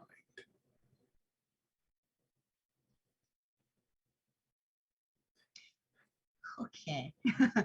He like kind of looks over at Zane, who shrugs, because Zane doesn't know it's you either. Yeah, Zane doesn't know anything either. He just knows so I. Zane just sort of like shrugs, and he goes, "Well, of course we can do that." And Argus kind of, yes, we are required to help those in need. Are you an exile of some kind? He's like, that's a very, and his voice changes as he brings a hand to his head and he reveals himself. That's an interesting turn of phrase, Master Arcus. His face immediately starts to darken, and like the flush is back, brow is furrowed, snarl is forming. He recognizes your voice very quickly. Yeah, and then suddenly, giant tiefling man. Zane's like surprised, but he's not upset about it. No, he's just like, because he's my buddy. But like, he's just like, he also has the face of like, oh.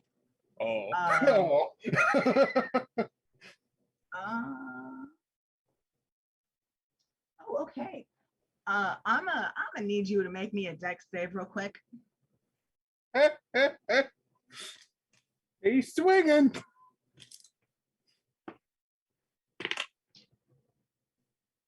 Okay, that's not terrible because Dex is 19. Okay, you just barely beat what he got. He got an 18. So you see his hands ball into fists. He leans back and just follows through with his whole body and just this big fucking haymaker. You see it coming, like you have just enough time, like, oh shit, and sort of back up. He misses and stands there, like, teeth gritted, like hands clenched, jaw just stone, and he rounds back over on you, and he's keeping his voice is very, he definitely sounds like he wants to be shouting, but he is still cognizant of where you guys are. And So and why I would have gone to the effort I did. Yeah. And so his voice is very intense, very gravelly in a way that I can't replicate, and I don't know if I ever will. But it's just very, there's a lot of emotion, but the pitch is not elevating at all. Yeah. But he rounds back on you, and like it's just a full on, just like, he is in a rage, and he's not screaming. Screaming but not screaming. How dare you violate the sanctity of this place with your presence? I will have your horns for this. And he goes off on a bit of a tirade, not all of which I'm going to repeat, but no, like a lot of stuff that you've heard before, you had kind of expected of him, but again, it's still all delivered in that same thing. And eventually, after like a couple of minutes, all of which Zane is kind of looking back and forth between the two, you're like, I don't know how to interfere here. He eventually kind of runs out of steam and just like is there, just like hands down, just panting. What do you do? Well, once he gets tired out, Devotion this whole time has been doing the thing he's done since these two have met the first time, which is while he's shouting at him, he just has this very apathetic, just like, I'm waiting for you to be done. Yeah. I'm just waiting for you to be done so we can get on with this. It's like you've got to tire yourself out. I get it, but come on. It's almost, and this probably making me get angry, it's almost a disappointed look. Like it's disappointed dad face. It's a sad dad. Even though this guy is a lot older than he is, it's great that face of like, you're old enough to know better than to do this, but apparently we forgot. Like you're old enough, you should know better than to be this racist. Like we are both adults here. But yeah, he kind of just tied some tire out. Are you done? Because I would very much like to get on with what I need your help with, so that I can get out of the city, so we can both be happy. He starts, the red flush is back, and it kind of faded a bit, like as he sort of panted. The red flush is back, and he looks like he's about to open his mouth. Zane puts a hand like on his shoulder, and he just, sir, if you don't want him to be here very long, let's please just continue and get this over with, as it were.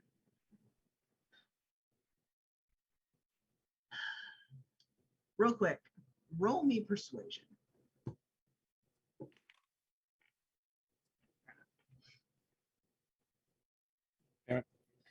The floor is not the table.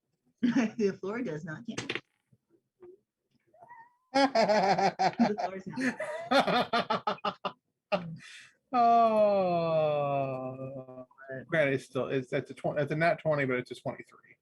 Like, aha! I'm like, oh, that's not one I have proficiency in. Oh well, it's still it doesn't fucking matter. Okay. So yeah, so he looks between the two of you. It just thinks over what you say. Fine. If it'll get your heathen presence out of my temple, have out with it. Be gone and be done. You have a problem. That problem is my sister. She's here. And she has on.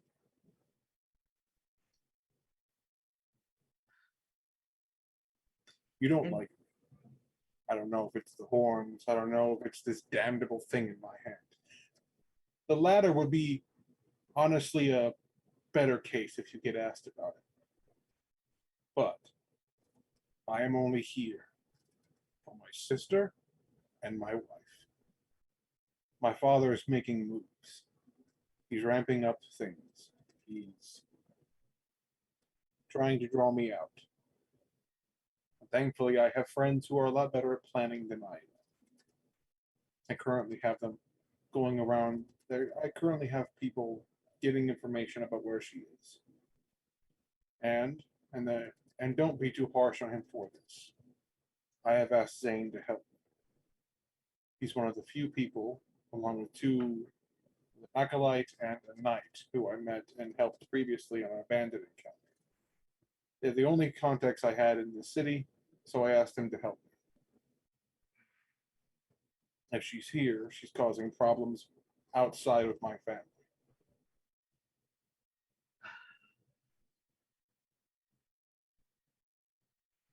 Have you, or your order, heard anything?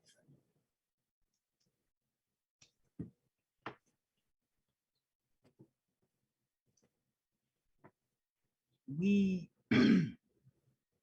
we've not heard anything about more of your kind about at least none that were not already here in pursuit of magical woozy-watsy. Some of our parishioners had mentioned a figure that was making the wrong kind of splash in some homes of nobility, demanding essentially performing extortionist activities to gain extra coin. Some of them have tried to rectify this by seeking a blessing as well as guard attention, but it when anyone gets involved, the person simply vanishes and no more of their agents come back around. I don't know if this is related, but it is unseemly and it is devastating to those involved, so it could be what you mean. Otherwise, Infiltration, sedition, deception. These are her calling cards.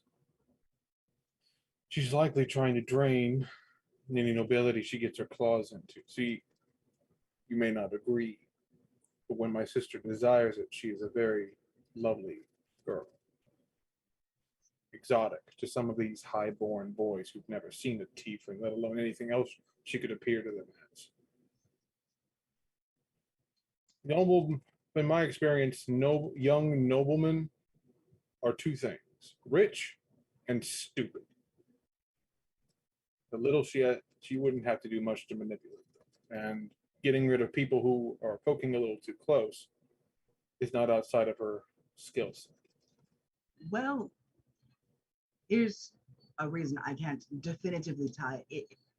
None of the families have seen the person involved, and most of them it's because they have businesses that are being levied for this additional money. Some of them, the businesses that have thereafter burnt down or have otherwise been destroyed in some way. It's not pleasant. Many of them dealt with exports or other things. Essentially, it dealt with the sending of their goods and products to other cities exclusively. I don't know. It might be related to what you mean. Either way, no one's seen a tiefling that doesn't look like they belong. So, More than likely, she's not using. More likely, she wouldn't look like a tiefling. Anything that could make her inconspicuous, more than likely. Though, if she's picked a favorite face, that might help. But if no one's actually seen her, that's a little harder to narrow down. extortion, racketeering,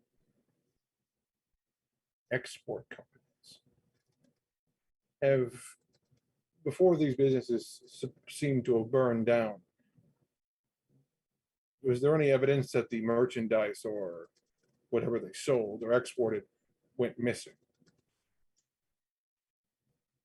I'm not sure. We aren't the guard. We don't have those details. Some of them have mentioned that the fires were hot enough that many things seem to have simply disintegrated. So I don't know. Sort of rubs his chin. Now that is concerning. Fire isn't her specialty.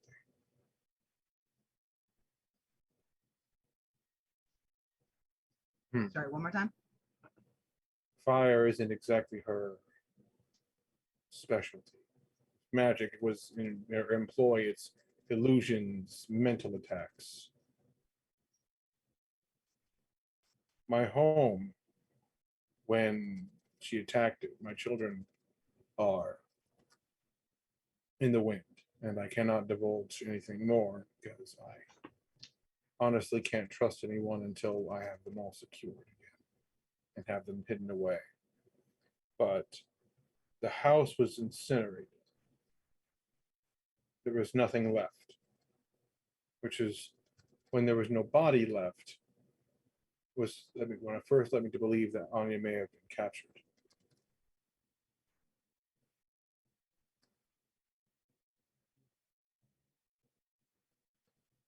My concern is something I will have to go over with my compatriots. Fire may not be Severance's specialty, but it is Anya's. She has the blood of red dragons.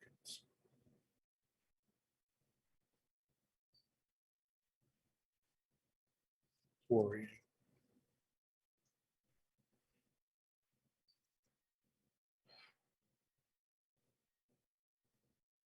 He'll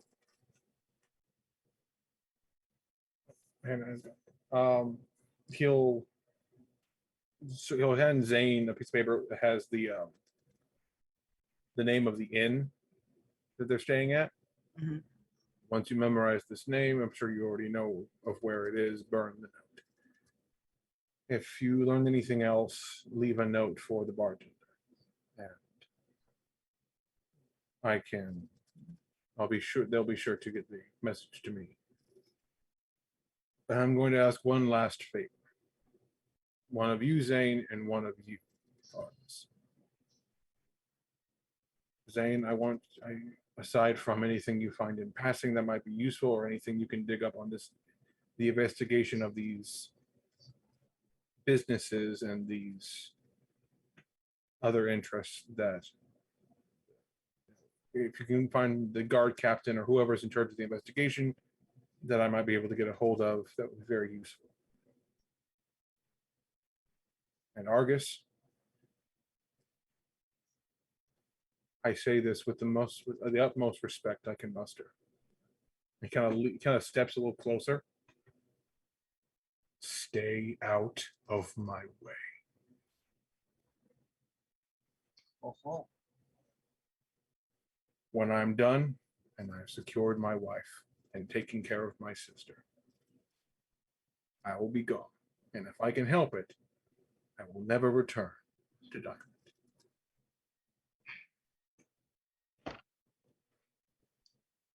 Very well.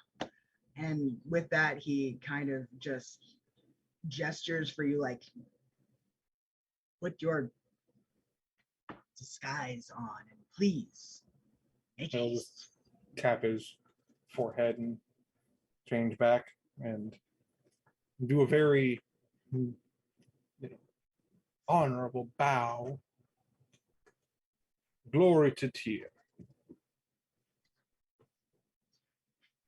And sort of gives a salute before he turns and walks away. He doesn't even wait for Argus to like react. He does the salute and with his left hand, by the matter, out of because that's the non-Loki hand, and then he turns to find his way out. Very good, very good. All right, and I think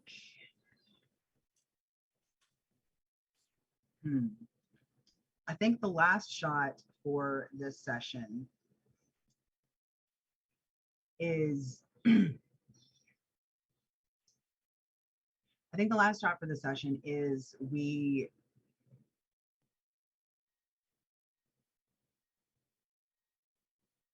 I think the last shot that we see for this session is sort of a montage shot of everybody as they're kind of going about their different like duties and then coming back to the inn. We're gonna do Belladonna and Zinx, so theirs isn't included in this particular one. But for everybody else that we've been able to do for this session, we sort of see that. And then I think we snap over to Belladonna and Zinc / Alfredo. And see y'all like looking up at this big tower and like then kind of glancing at each other and sort of entering in the beyond the things at like the gesture of the person at the front. So next time we'll see what happened with the Chancellor. Yeah. Yay. I got to tell him to politely go fuck himself. Fuck yourself politely. That's as polite as it gets. Oh, excellent, Seth. Mm-hmm. I love how Belladonna is slightly regretting her decision to go with Zing. You're like, what the fuck are you doing? Just like this. Listen, she's a bard. She's all about putting on performances, but she's also all about getting straight to the point. That's the only straight thing about her.